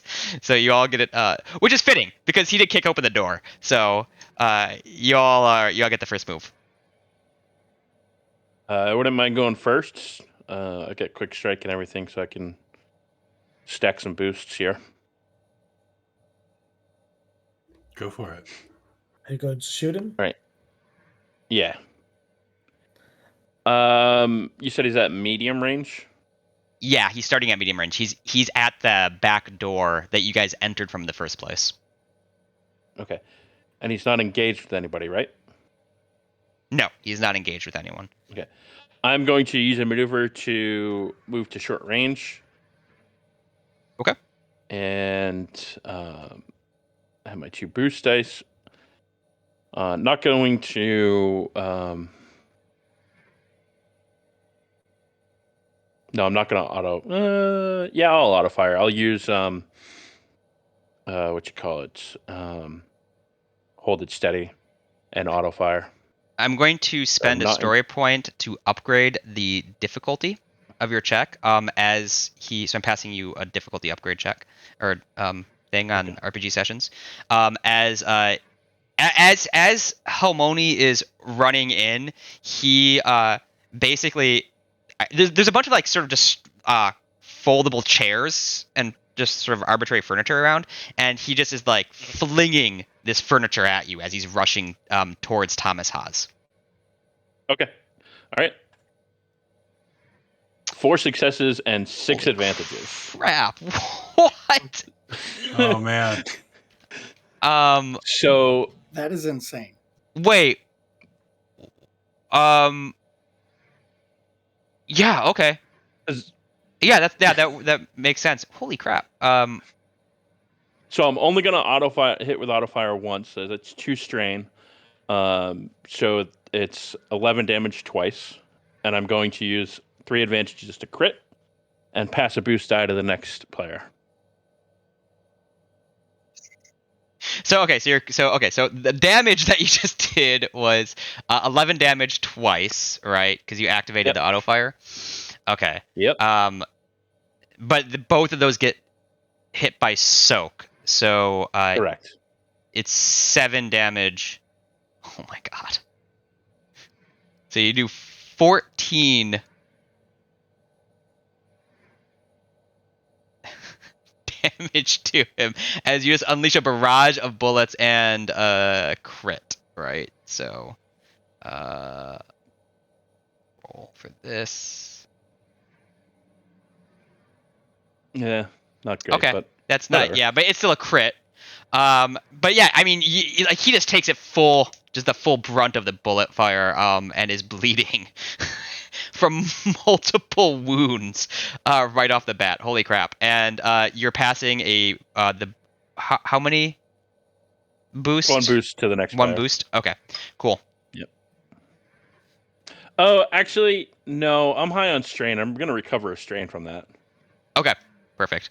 And who would like to take the second initiative slot? Noticing. I think Sati could just blast him with the Fletcher if anybody objects. Go for it. Go for it. Yeah, go for it. Okay. Yeah, so I figured you unload your gun into him, and she's like, yeah, that's usually why he's the muscle on the jobs. But she's gonna move into short range and quick draw her Fletcher, and then fire at him. So no one's engaged with him, right? But we established that. Yeah, he's not engaged yet. He's at short range to Finn, and that's about it. And I'm gonna spend that story point as well because he's still like flinging furniture like all around. So I'm gonna pass Setsi a difficulty upgrade. Okay. So I went to the weapons tab and I hit add dice. I don't know if it did anything. So go to the weapons tab. Make sure that you have the weapon selected and highlighted, then the range selected and highlighted, and then the target selected and highlighted. And then when you add dice, it'll put it into your board. And then before you roll, make sure you add the past dice as well, so that it upgrades the difficulty. Yep. Yeah, you got to boost. You got to boost as well. Don't forget your boost. Oh, you got to boost. So add a boost manually too. Okay, so I selected the target. So now do I add the difficulty still as well, right? It should auto. It should auto add. No, difficulty, right? It calculates the difficulty and the adversary upgrades and everything for you if you selected the. You got to click. You got to click the range. So you've got the target, range, and then weapon. Yeah. Okay, I think let's see. So it didn't upgrade you didn't. Oh, that's weird. So it wiped the upgrade for some reason. So. Oh yeah, I definitely added it. I'll just reroll it. I'll just do it the old-fashioned way. I mean, you can just roll a red and just replace the purple with the red roll, because otherwise, I think that looks right. I think. He has two reds. And he has Oh. adversary too. Yeah, Oh, think it should I be know the what same, happened. right? It didn't. It didn't. You didn't include the You didn't have the weapon selected. Even if it's the only weapon, you still have to click on it. Okay, crap. Did it damage? No, I don't think it did. Okay. So let me And try that then- again. Okay. Select Yep, select, and and then add short range.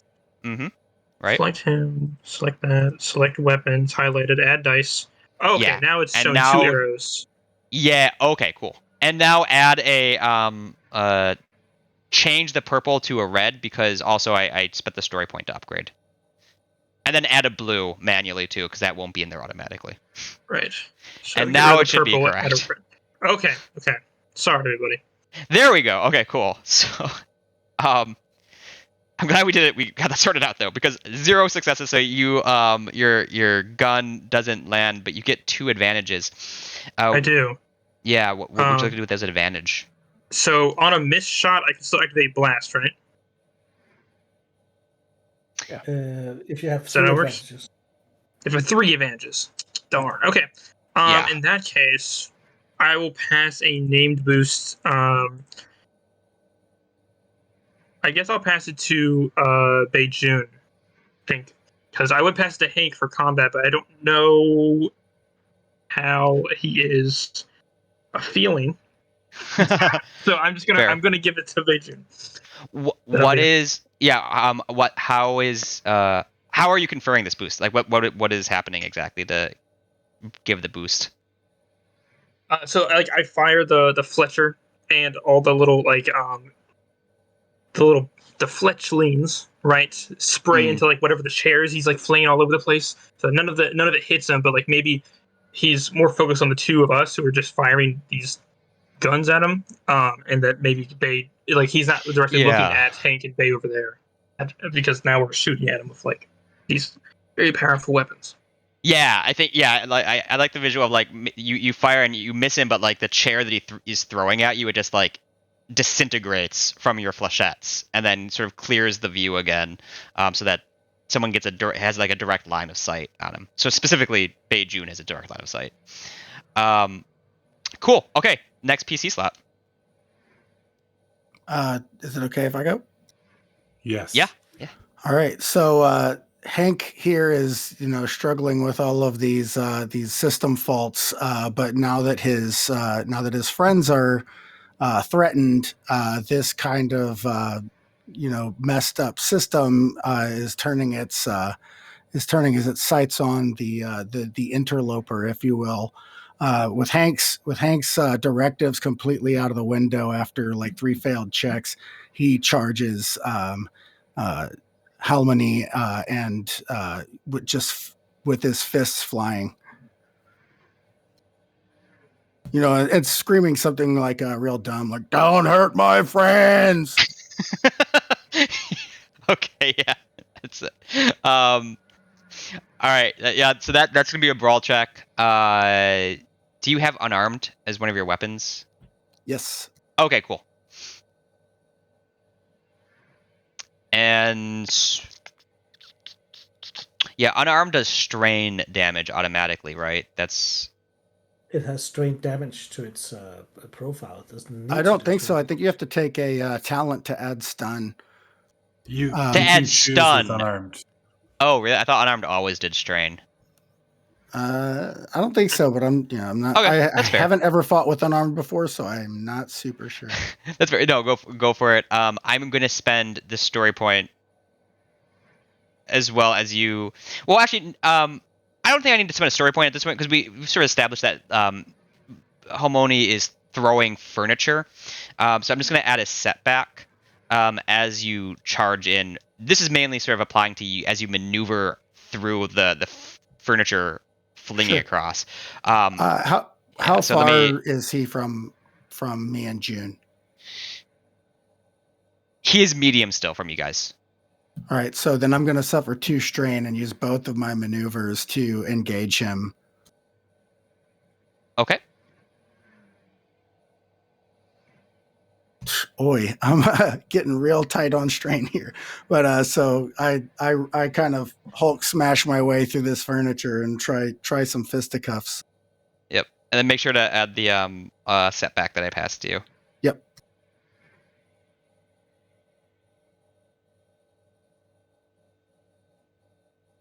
Oh boy. Oh man.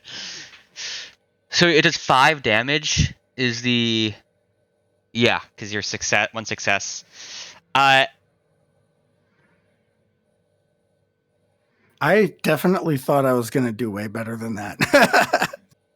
But that's cool. But it makes sense. Like, Hank is not a fighter. He doesn't have any idea what he's doing, and he's in this kind of like rage, and he charges through and connects for sure, but I don't know, something terrible happens here. Yeah, I'm trying to think of the possibly due to him going against his directives in this kind of weird system fault. No, I think so. So that 1 damage is enough because Homoniega is at 14 wounds. He's at threshold. So that 1 damage is enough to knock him out, I think.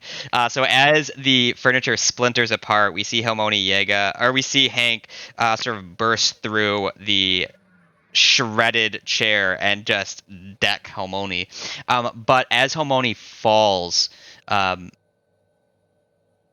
he is going to. I'm going to give Homoni like one last attack on Thomas Haas as he pulls his pistol out and unleashes his attack.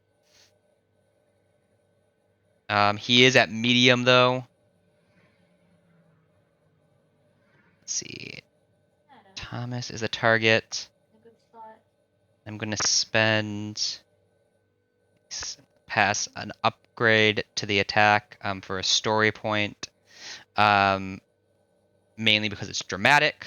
That's my as he takes his last breath, he brings his Fletcher pistol, and let's see if he is able to land an attack on Thomas Haas. All right, cool. Oh, this is perfect. Okay, so Homonia, he falls down and unleashes a shot. It does.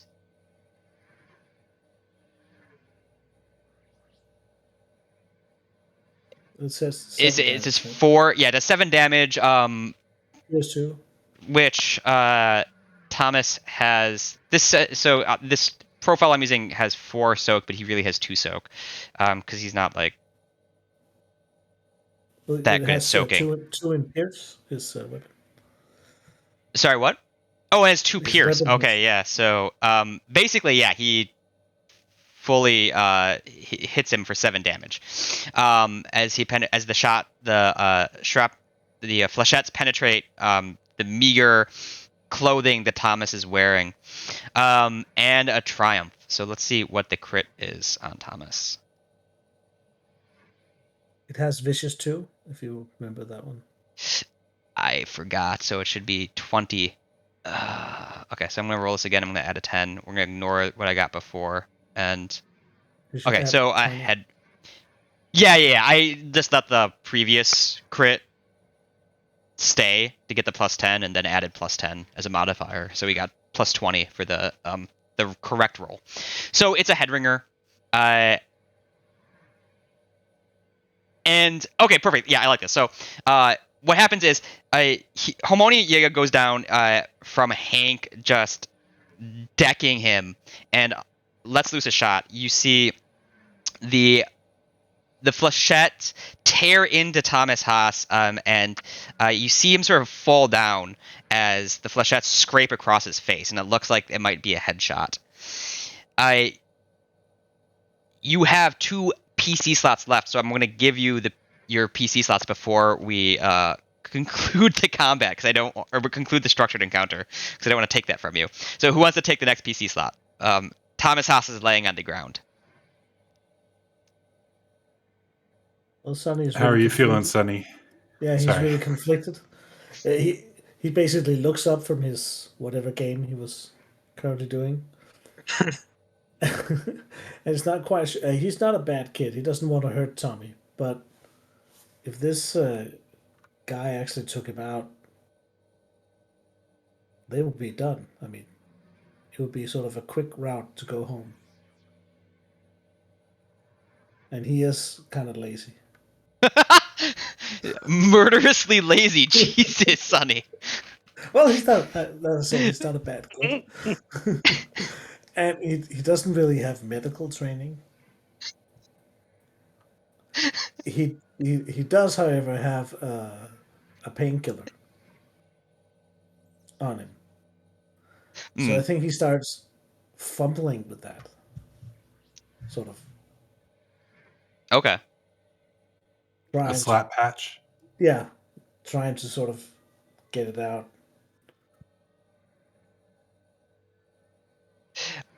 Awesome. So yeah, I mean, it's a maneuver to pull out the slap patch, I think. Yeah, You would need to be engaged, so it'd be another maneuver if you want to take the strain to get into engaged with Thomas Haas as he's on the ground. he doesn't. Okay, so you're just spending the So- one so- maneuver. Yeah, just slowly moving there.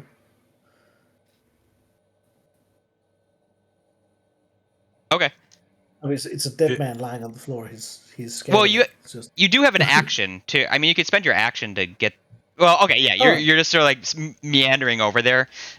well, I can spend the action to the extra maneuver to get there. That's fine. Yeah. Okay.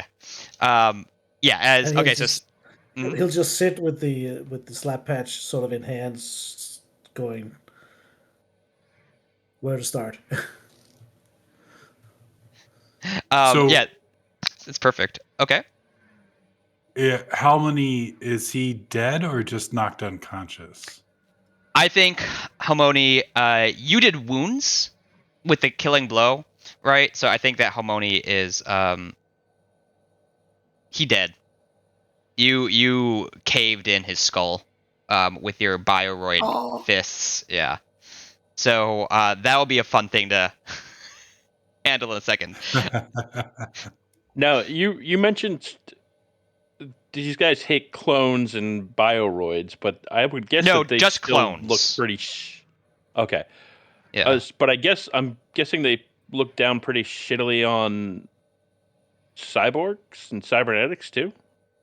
No, the pure fleshers actually, as is not surprising that there are contradictions in the ideology of fanatics. No, they only hate clones. They're fine with cybernetics. They're fine with bioroids even, but they think clones are an affront to God, basically. Okay. Oh, great! Now we got a body to get rid of too. So I was medium range to Halmony, but am I still short from the Haas, from Thomas Haas?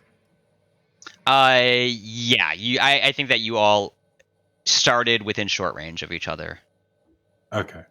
Yeah. So I Sony I know is fumbling with his slap patch, but I'm just gonna use a maneuver to walk over to Thomas and quick draw a slap patch and slap it onto his chest without even really thinking about it.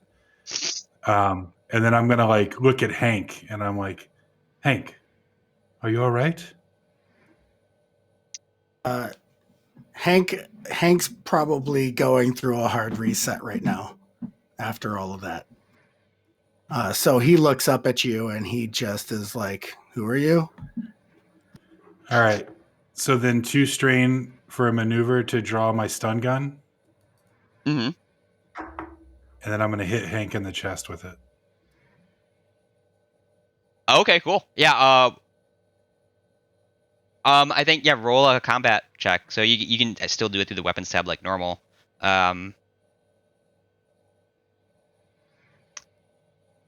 Hank, are you going to like? Would Hank be trying to avoid this shot, or is Hank too distracted with the reset that's happening right now?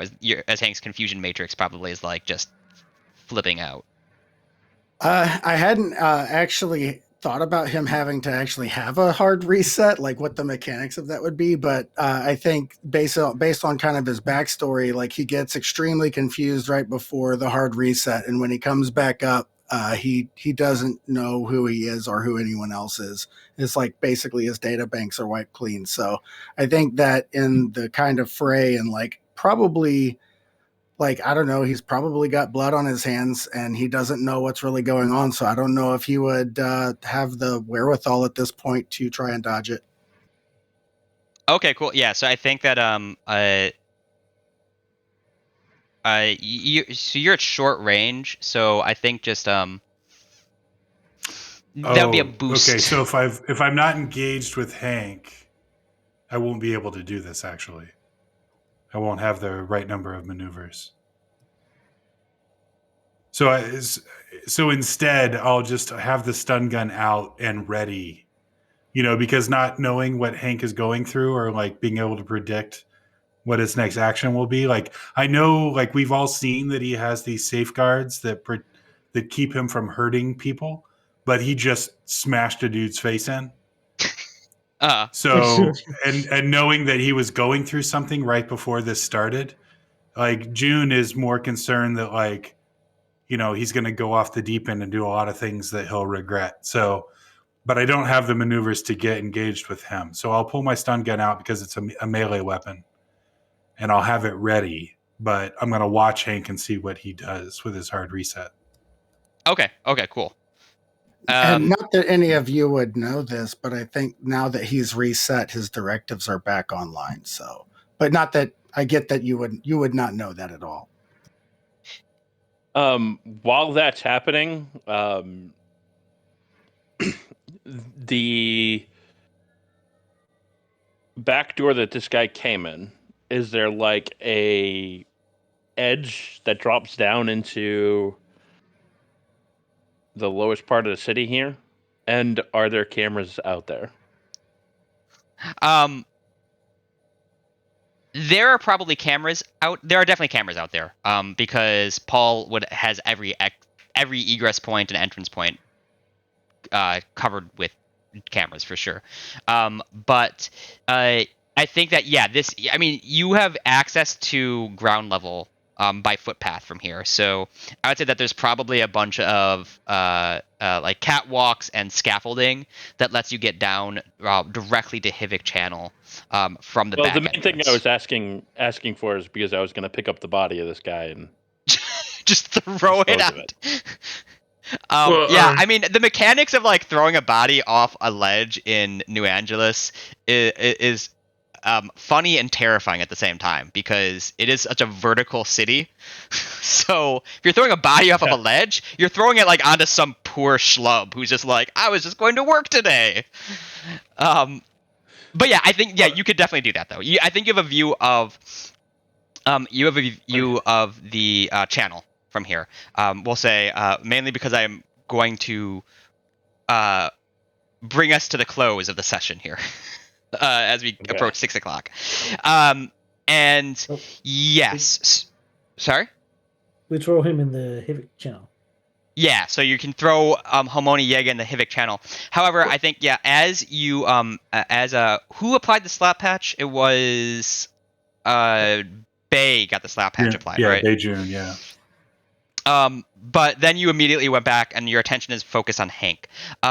Sonny, I think that when the slap patch hits Thomas Haas's skin, you notice that I think that there's like this telltale sign of a slap patch taking effect where the capillaries and veins right around it go like a brighter blue as they hyperoxygenate or something, we'll say, give it sciencey terms. And Sonny, you notice that there's a distinct missing of that. The slap patch does not trigger the hyper blue effect as it funnels chemicals into Thomas Haas's skin, giving Sonny a quick chance to do something with that. Well, he's just gonna, as he's down, sort of check maybe. Yeah, so maybe check if he's maybe a Byroid. And yeah, as he's done, how are you checking by like? So I think he's like his face is sort of off to the side. His hood covering part of it where the blast from the flechette hit him. But also Bioroids have like network connectivity to some degree, just like passive network searching protocols. So how are you checking this? Well, his portable rig is still standing on the desk, and it's connected to his smart glasses. So he's just gonna pull the smart glasses and then lift up the back of his uh, his shirt, exposing his spines, and sort of run the glasses over like a scanner, checking for any sort of electronics or sort of network connectivity. And as you do that, yeah, a number of faint, but they're definitely present if you focus and like look specifically for them. Hotspots show up all up and down Thomas Haas's spine, and while the realization that this might not be a clone, this might be something else, Thomas Haas stands up and the hood falls off his face, and you see metal underneath the skin where it's been shredded by the flechette, and he says, "Guys, we need to. I think we need to get out of here. It looks like I'm pretty sure my mom's already sent people to hunt me down. Let's go." Tote che! Nice. I don't think When this. Finn walks back inside. What the hell? This That's what I one's not just a said. clone. Yes, that's how he's like, hey, that wound looks bad. Why don't you sit down? Don't look in a mirror. And because he doesn't know, right? Obviously. I think that's safe to assume, yeah. Yeah, so he sits down and says, "What are you talking about, guy? This crazy guy just attacked me. We gotta go. We can't stay. You said you would help me. Help me." Hank over in the corner, he's kind of looking at his hands because of the blood that's on him and just kind of processing everything that went on. And fortunately, his hands are the way that he figured out how to store data about who he is. He actually, Gertie once told him that nobody has the same fingerprints, and everybody you can tell who someone is by their fingerprints, and he kind of took that to heart. So he actually uses this micro scanner to record all of his memories in like these data patterns on his hands that look like fingerprints and handprints and stuff. So he's actually coming back online as he reads this stuff. Okay, sorry. What was he reading though? His recording of his memories and who he is and stuff. I see. Oh, he's doing his his update and sync thing. Yes. Cool. And I think that so, and while you are all absorbing the information that, and you notice that Hank is not Hank. Hank is known to be a Bioroid. Thomas Haas is for sure a Bioroid and unaware of it. Paul kicks open the door and says, "Guys, I don't mean to rush you, but there's an army of megacorp mercs kicking down the doors. What the hell have you gotten us into?" And that is where we will end the session and call it for the night. So thank you for playing. We push Thomas towards him and says, "We got another one for the ring for you here." That's the post-credit scene. Yeah, awesome. But yeah, thank you for playing. Everyone did awesome. I think that. Thanks for running. So the final tally that I have is Hank with 8 callouts for the motivations is the winner of the metagame. But you all actually called out your motivations quite a bit, so I think that this was super cool. This was really fun, and yeah, thanks all. Thanks for playing, and thanks for listening to anyone who's listening to this after it goes up. So I hope everyone Thanks had fun. for running. Yeah, Yeah, thanks Yeah, for it's running. fun. Yeah. Good Yeah, that time. was a lot of fun. awesome. And I am stopping the recording now.